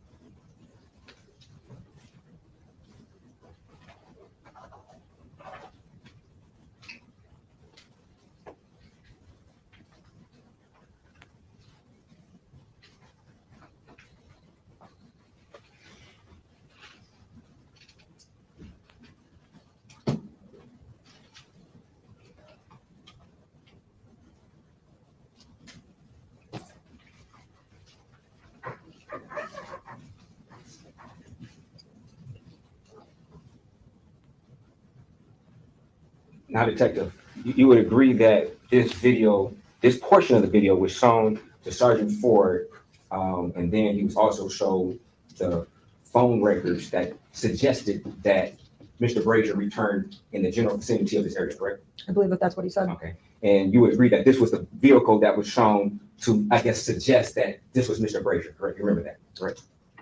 That it could be him. That it could be him, Yeah. correct? Okay. And you've spoken to Sergeant Ford prior to him testifying, correct? Yes. Okay. And you've spoken to Mr. Elsie prior to them asking those questions about Sergeant Ford about this particular vehicle, correct? Yes. And after all those conversations, this particular video was shown to the jury in an attempt to suggest that this was Mr. Brazier's car, correct? I don't believe that was indicated. Okay, but this particular vehicle was shown, correct? The video was shown. The video of this particular vehicle was shown to Sergeant Ford, correct? Yes. Okay. This particular segment of the clip, correct? Correct. Okay. There was not another segment of this video that was shown depicting January the 6th, correct? Correct. Okay. And you had an opportunity to review this particular video, correct? Yes. Okay. And did you feel it could be Jaylin Brazier's car? From what I remember from the description of his car and seeing photos, evidence photos, he had dark rims, and that's not consistent with that. Okay, I would agree to that, but nevertheless, after those conversations that you had with Sergeant Ford and the prosecution, this particular video was shown to the jury, suggesting that this could be Jaylin Brazier's car. I think the suggestion was that a vehicle showed up at the same time. He could have been in the passenger seat. He could have been in the back seat. hold He on. could have just drove by. Oh, okay. That was an ask of Sergeant Ford, oh, correct? You agree with that, right? Well, it is possible at the same exact time his phone puts him there that a vehicle shows up at the dump site Okay, exactly around the same time. okay. Now, you stated that you, I guess, took part in the search of this particular vehicle, correct? Of Jaylin Brazier's vehicle, of the trunk area. I did not. Okay, but you had some input in as far as what was collected and what was sent off to the Michigan State Police for further analysis, correct? So like I said before, it's a team effort. So there's several factors. So like the dog indicating on the trunk. I didn't mean to cut you off. I understand that. I'm as far as sending the evidence off to the Michigan State Police for further analysis, you took part in that, yes? Correct. Okay. And you also had a voice in what particular items were analyzed. For instance, if a particular item was used with luminol to detect the presence of a bodily fluid, correct? So you start with your best evidence first, which was the trunk liner. Okay. You took part in deciding which particular items were tested with luminol, correct? Correct. Okay. Luminol as far as the liner. So I don't do anything with the technical part. Okay, fair enough. You had a voice in deciding which particular items were actually tested with luminol, whether they were or were they not, correct? I don't determine. I let a forensic scientist. I tell the story of what happened, Okay. what we're asking for. Okay, but you could give a suggestion and say, hey, let's test this, or let's not test that. You have that authority, correct? I could give suggestions on a lot of things, but I'm not an expert as Oh, forensic that's not- science. Detective, it's a simple question. You have the authority to give a suggestion, correct? I can fill out a form and put my story and say, this is what the evidence, this is the evidence that we got. Okay. So yes or no? Can you tell whatever forensic tech is on the particular scene and say, hey, I think we should test this particular cloth, this particular hat, or whatever it is found in the trunk? You have that authority, correct? Yes, I Okay. list the evidence. Okay, thank you. And you were aware that there were multiple items that were found in this particular trunk, correct? As far as clothing and everything, correct? Okay. And you knew that these particular items were not laid out on the ground and individually tested with luminol and or alternative light source. You knew that, correct? Yes. Okay. You could have suggested that each particular item was removed from the trunk and tested with luminol and an alternative light source. You have the authority to do that, correct? To make the suggestion, correct? Again, it's a team effort. So I have to rely on experts, is the FBI, a canine. I have other people because I'm not an expert in every field. Effective. You have the authority to give a suggestion that this particular, every item is removed from the trunk and tested with luminol and or an alternative light source, correct? I guess you could say I could do that. I could You make a get- suggestion. Okay, are you sure? I have to fill out a form with Okay. evidence, and I give to a forensic scientist and tell the story of what we recovered. Okay. You were the officer in charge at the time this trunk was searched, correct? I have to remember the date of the day the trunk was searched. Okay. Possibly, I think it was the 20th, the 19th. And you said you became the officer in charge on the 18th, Correct. correct? Yeah. So it'd be fair that you were the officer in charge when this trunk was searched, correct? Yes. And as the officer in charge, you're in charge, correct? Yes. And the FBI were there in a supportive capacity, correct? Correct. They weren't calling the shots and telling you what to do on how to run your investigation, correct? Correct. It was the other way around. You were telling them how you wanted the investigation ran, correct? Well, just as much as I can suggest things, they can suggest things to me. Okay, so you can suggest things, correct? Just to be clear. Yes. Okay. And you didn't suggest that these particular items be individually searched for luminol, correct? No. Okay. Is there a particular reason why you didn't? Again, we rely on a team of what people are going to give information that is the most valuable to generate evidence. And in the team setting, in most team settings, there's a coach or somebody who's in authority of the other team members, correct? Yes. And in this particular situation, you were that authority, correct? Yes. You were that coach, correct? Yes. And they were looking to you for leadership as what's the next step on how they should do certain things, correct? Yes. Okay.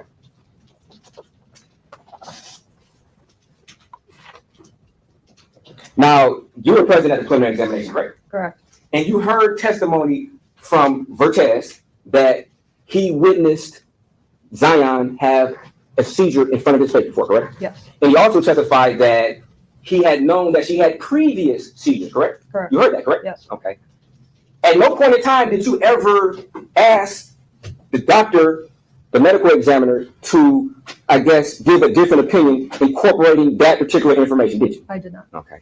You never went to the hospital or tried to find if, in fact, she was on seizure medication, did you? Go to the hospital? Oh, yes. Or check the medical records or anything. That's what I did when I obtained a search warrant. Oh, so you checked the medical records? I reviewed the medical records them? along with the, Okay.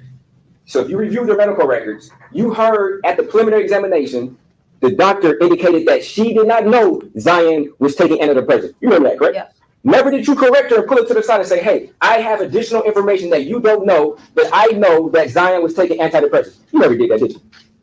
no, Okay. Nor did you ask her to formulate a different opinion, including that particular information that she was on medication for antidepressants. I did not.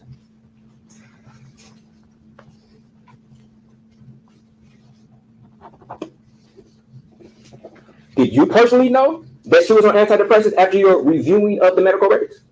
After reviewing? Yes. Yes. Okay. And where did you come to that knowledge that she was taking antidepressants? Approximately.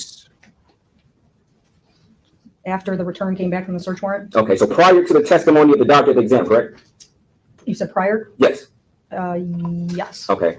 And as part of the officer in charge is in your, as far as law enforcement, is to be, I guess, as transparent as possible in revealing all the facts, correct? Yes. But despite that, a doctor didn't have crucial information. You sat there and listened to her say she did not know it and never. Objection to the word crucial. I'm trying to understand how Zion Foster being on the lowest dosage possible of a harmless antidepressant is a crucial part of this case.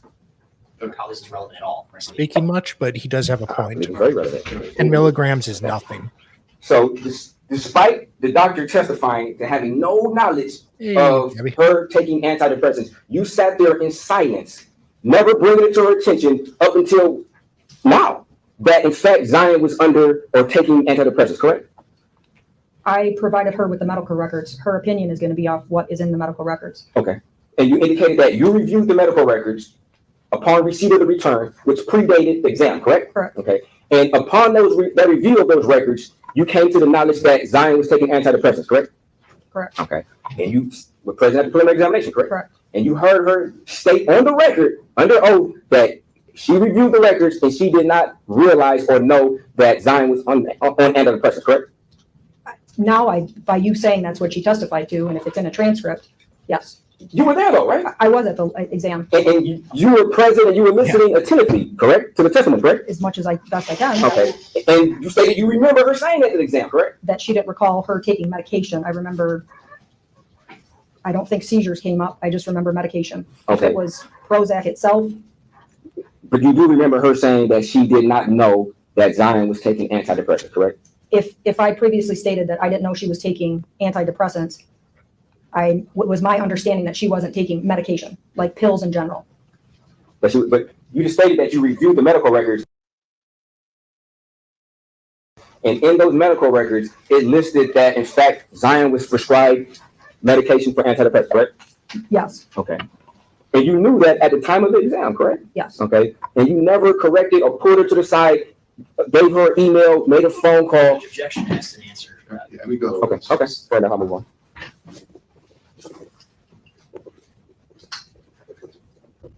Now, you spoke to Zion's friend Alima, correct? Correct. Okay. And it was your understanding that multiple times Alima and Zion would go over and smoke marijuana with Mr. Brazier, right? I don't recall multiple times. You don't recall her telling you multiple times that she personally went over there? Objection to hearsay. How is this at all appropriate for him to ask questions about what another person said out of court? It's her understanding. I'm not using for the truth of the matter, just her understanding after doing an investigation. Okay. Did you ever follow up with Vertez about the frequency of Zion's seizures? I did. Did you? Okay. Did you conduce that to writing? Did you do an interview? I did an interview, but nothing was recorded or taken. Oh, so you did an interview that was nothing that was recorded or written down about whether or not Zion had a history of seizures? It was in the presence of his attorney as well. Okay. And you heard testimony from the preliminary examination and from trial, but we'll go back to the exam, where the doctor indicated that a seizure could be a possible cause of death, sudden death. You heard that, correct?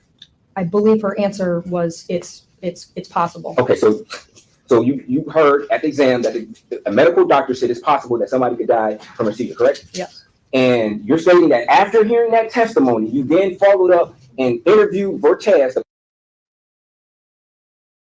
person who indicated he saw these seizures, and you didn't reduce his conversation to writing, nor did you video or audio tape it? No.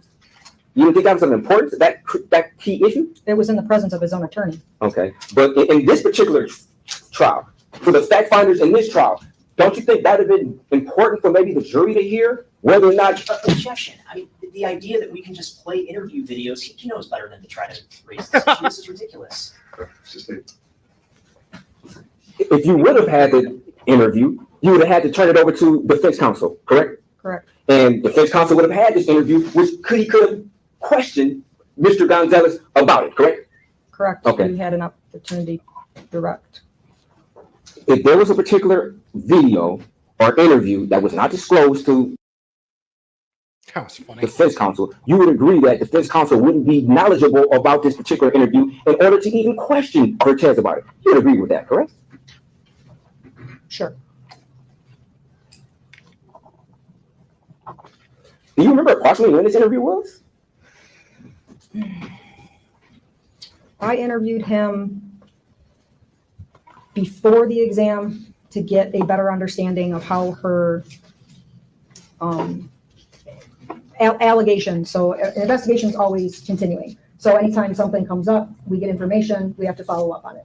So I can't recall, I'd have to look at my notes when I did interview Mr. Gonzalez at his home, which it was recorded. I believe you have that in evidence, to get a better understanding. And then when we found out at the exam about her possibly having a seizure or nodding out or however he described it, it was sometime after the exam. I don't recall when. You recall, okay.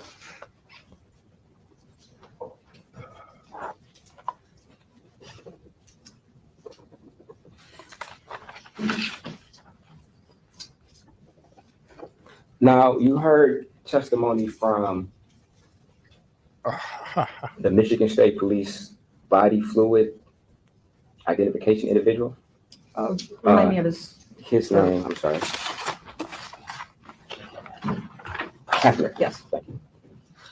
And you heard him indicate that at some point in time, he came into receipt. Let me back up. Was it your decision as to what goes to the forensics center? I mean, to the Michigan State Police for forensics? Yes, we compile a list and send the list to the lab. Now, whether they take everything all at once, that's determined by them. And you heard him testify that he would have liked to process all the other items that were in that trunk, correct? I don't recall him if he said that. You were sitting here though, correct? During the I trial? just don't remember that part. You don't remember that? Okay. Are you doubting he said that? If Okay.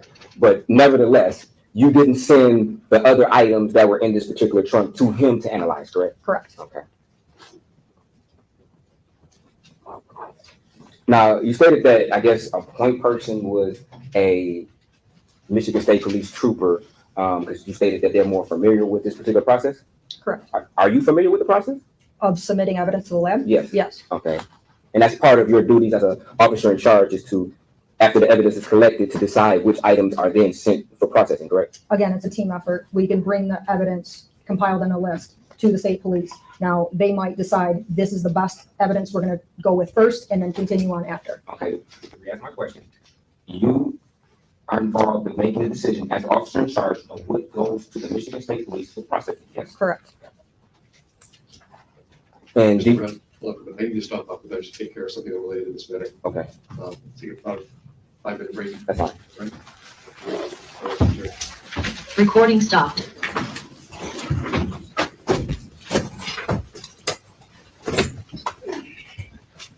Phone that was Possibly give you a conclusion, correct? Correct. Okay. Going forward, we think that might be something you might want to familiarize yourself with as far as their tools that they have in order to conduct their analysis. I could. You said you could? I could. Would you? Going forward. Going forward, yes. Objection to relevance. It's just a- Okay.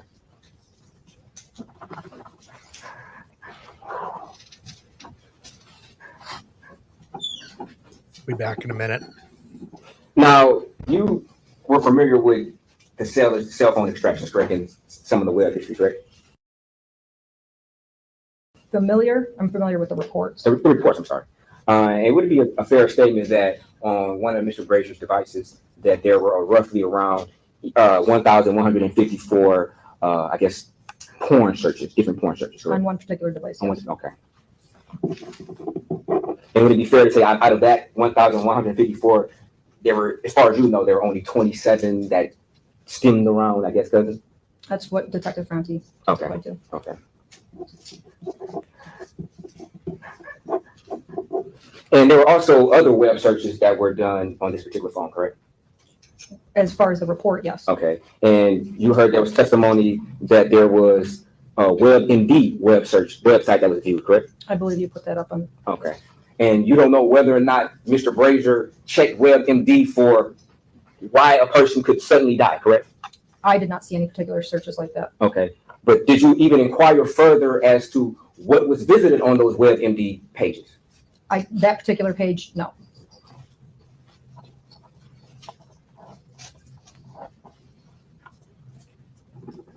Were you able to get Ms. Foster's Facebook records if she had? I don't recall any Facebook records.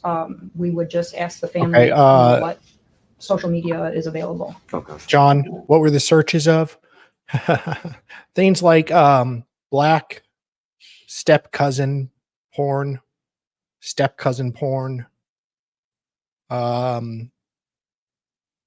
sex on aunt's bed with step cousin when she's not at home. Yeah, it was. There was quite a few. There was several searches about step cousins and love.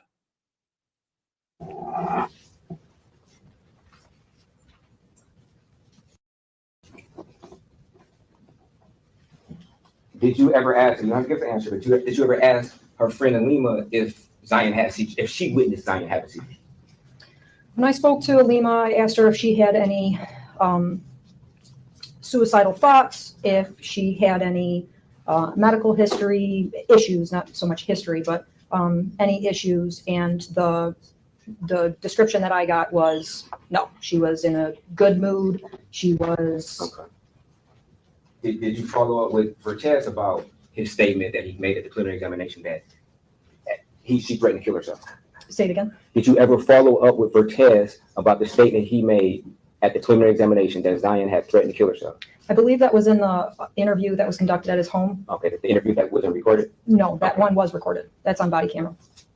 I asked about any, there was, again, anytime in investigation, especially at this magnitude, things keep coming up. So you have to follow up and do more investigations. There was tips or anything will come in, and there was something about her taking pills to kill herself. I believe I remember taking pills, the majority of that. So that was recorded on body cam. And he said, no, there wasn't anything. She was taking any pills. She wasn't trying to kill herself. Okay. And this was before the preliminary examination, right? I believe so, yes. Okay. And after he testified at the exam that, in fact, she did threaten to kill herself, did you follow up with an interview with Vertez about that particular subject area? I don't recall that. Okay. But you do remember him saying that at exam, correct?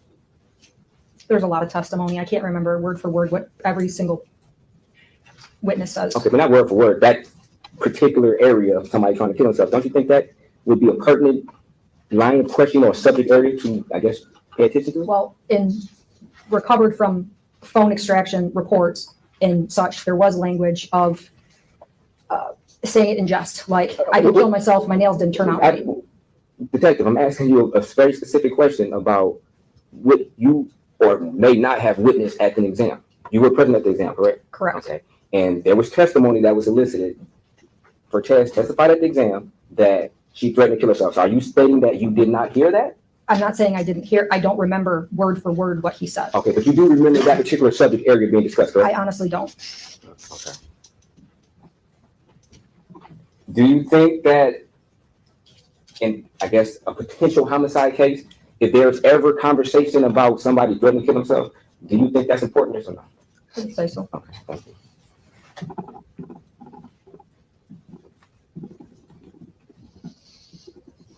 Now, exhibit 72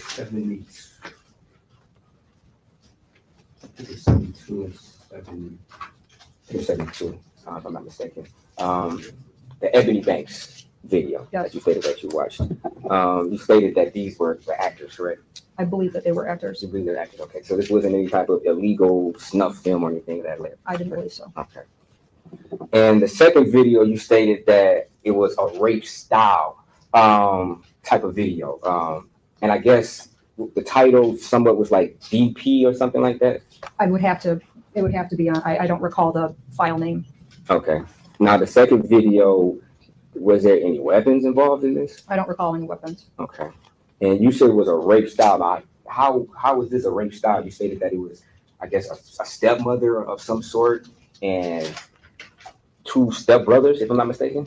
In the second video with the white female and two white males, she was attempting to leave the bedroom several times. They were holding, refusing to let her leave. They were holding her down, holding her hands down. Okay. And she repeatedly said no. Okay, and it'd be fair to say that at some point in all these videos, it was obviously consensual sex because it was acting, correct? You would agree to that, right? It appeared to be portraying that. Okay.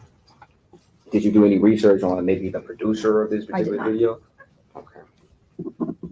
The actual title of this video? Just what was on there. Okay. There was no title or ending credits or anything like that. It was just like. Okay. Were you able to identify any of the actors or actresses who were partaking in this? Okay.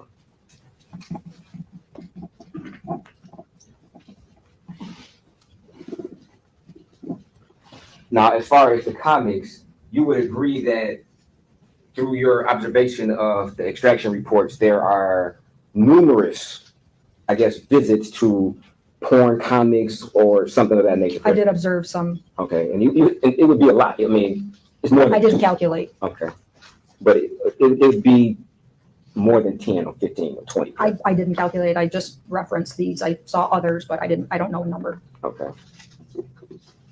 And some of those were included in the 1,154 different web history that was depicted in the extraction report, correct? In the report itself contained. Okay, so you yourself was a concern as far as, I guess, trying to get a total of how many different porn sites or porn topics that could have been visited? I didn't calculate anything like that. Okay, and nor did you have Detective Markle or any other individual try to basically section off and do an itemization of the total amount of porn websites that were visited, correct? No. Okay.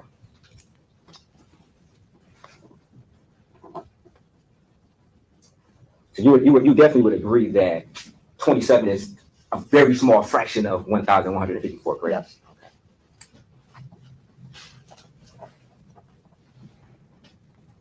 And you also agree that this, I guess, cousin or websites, these were searched well after Zion's disappearance, correct? I don't recall the specific dates. I would need to reference the report. Okay.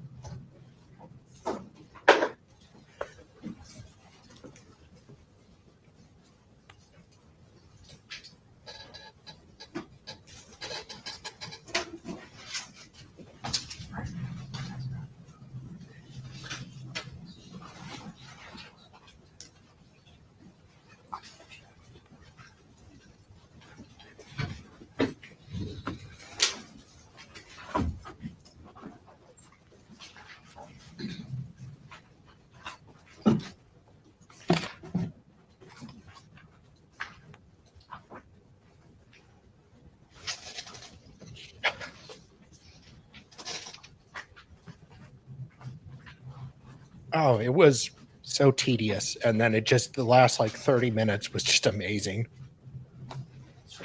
Okay. For the porn searches, You want me to approach? submitted one today. Only a little, David. One beer. You're going to be hungover.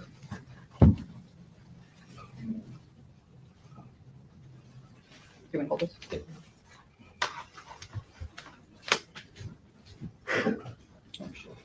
Now, Detective, you would agree that these visits to the sites were in Yes, June David, a little bit. 2023, correct?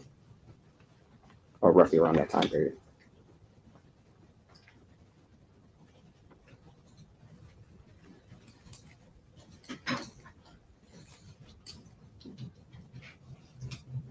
So there is June, but then there's also some that don't generate a date. Okay, would it be fair, the dates that you can, I guess, see? There's So- only 6 that generate a report. I'm sorry, a date. That's 6 for. This is all It is. 2023. It appears that it's all June 4th. There's only 7 that generate. But unlike Mark Jensen just sat there kind of proud. This guy at least has shame. Mark Jensen's just like, yeah, yep, 2,200 dick pics. A date. Okay, you want my approach? Sure. Okay. Junior, stop scratching. So just to be clear, the Yeah. dates that you can see, they were all generated from the same date, correct? Correct. Okay. I And this love was his- June 4th of 2023, correct? Correct. Love or hate the guy. He has some great facial expressions when they're just talking about the most embarrassing shit. This would have been after Ms. Foster was disappeared, correct? Yes. Okay, and just for the record, that happened January 4th, 5th of 2023? Yes. So this would be over a year and close to a year and a half after that fact, Yes. correct? Okay. You still here, John? God, I told you all the search terms and then you left. You abandoned me.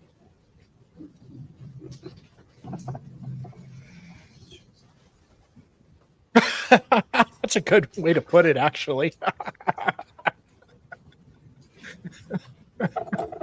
Jaylin got caught piddling on the rug and got in Mr. Brazier trouble. was arrested for this incident? I believe it was June 13th, 2023. Okay, so him looking at this porn would have been after him being in the Michigan Department of Corrections, correct? That date would have been after he got out, correct? From your investigation, right? Oh, I see what you're saying. Yes, he So was him- released in January. Okay, so him looking at this porn would have been after him being released, correct? Correct. And he made his statements, his first statement on January 18th, right? Of 2022. 2022. The second Well, statement. no, I believe it was 19. I'm sorry.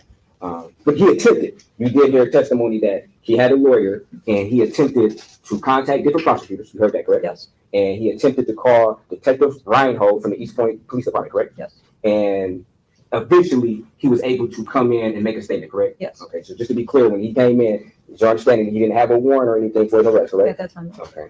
And then he made another statement, voluntary statement, on January 20th of 2022, correct? Correct. Okay. And then he made his final statement in June of 2022, correct? Correct. Okay. 23. I'm sorry, 22. Correct. Yes. Sorry. Yes. but he wasn't arrested until almost a year and a half after his first statement, and roughly around a year from his last statement, correct? Yes. Okay. And you were the officer in charge at a particular time? Yeah. Okay. And this is after you had conducted a search warrant on his house, correct? I did not conduct a search warrant on his house. I'm sorry. A search warrant had been conducted, correct? Yes. Okay. And his phone was received, correct? Yes. Okay. And his car was searched, correct? Are you referring to 2022 or 2023? 2022. Okay. June of 2022. These items have been seized already. Like his car was already seized by June, correct? I'm confused at what arrest you're speaking of. I'm speaking of the arrest where he was eventually charged in 2023. Yes, correct. But I'm going back until his last statement in June of 2022. At that particular time, June of 2022, a year before he was eventually arrested. Correct. At that point in time, a search had already been conducted on his house, correct? By June of 2022.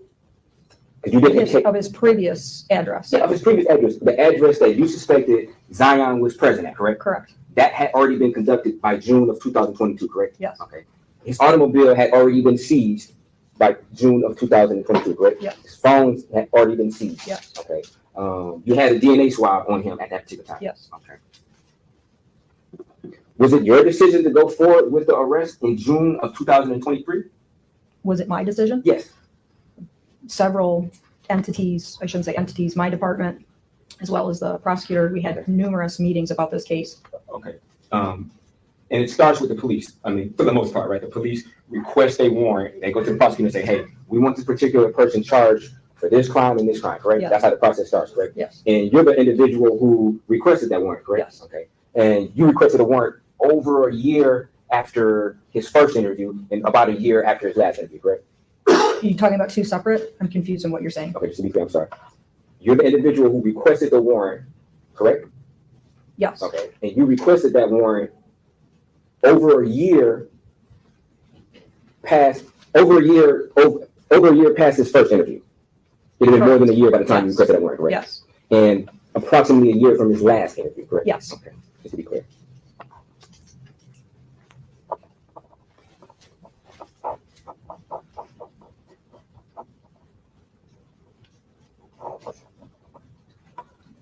To your knowledge, Mr. Brazier never tried to leave the state or anything like that, correct?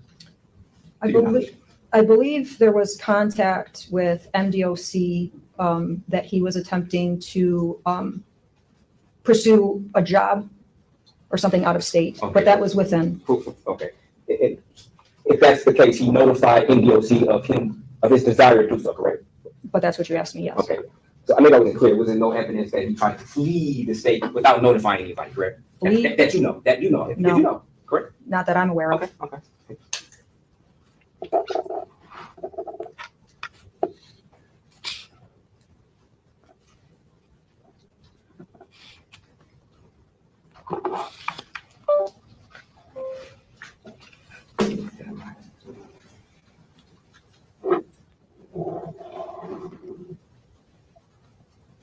Now, you heard from the doctor as far as being able to do an autopsy or on an individual who had a seizure and not being able to determine if that was the cause of death. You heard that, correct? Yeah, I remember. Did you know that prior to that testimony? No. Okay.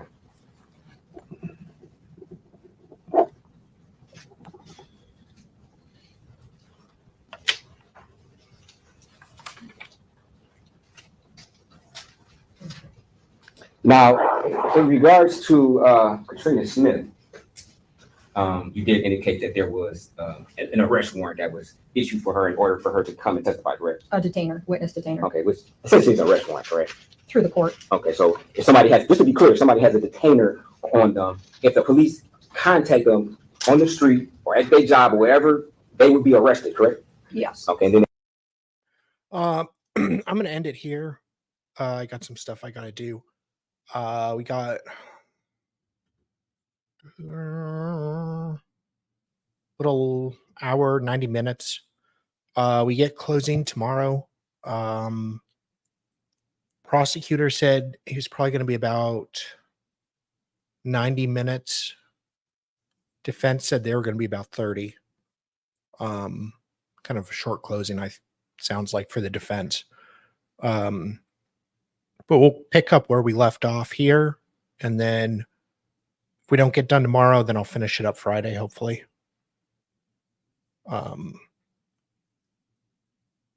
Yeah, it's been fun. This is a pretty good cross. I guess I will leave it there.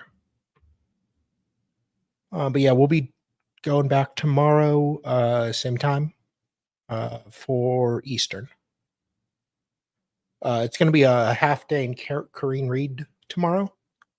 So hopefully some of you are over here. Anyways, it's been fun, and I will see you guys tomorrow. Toodles.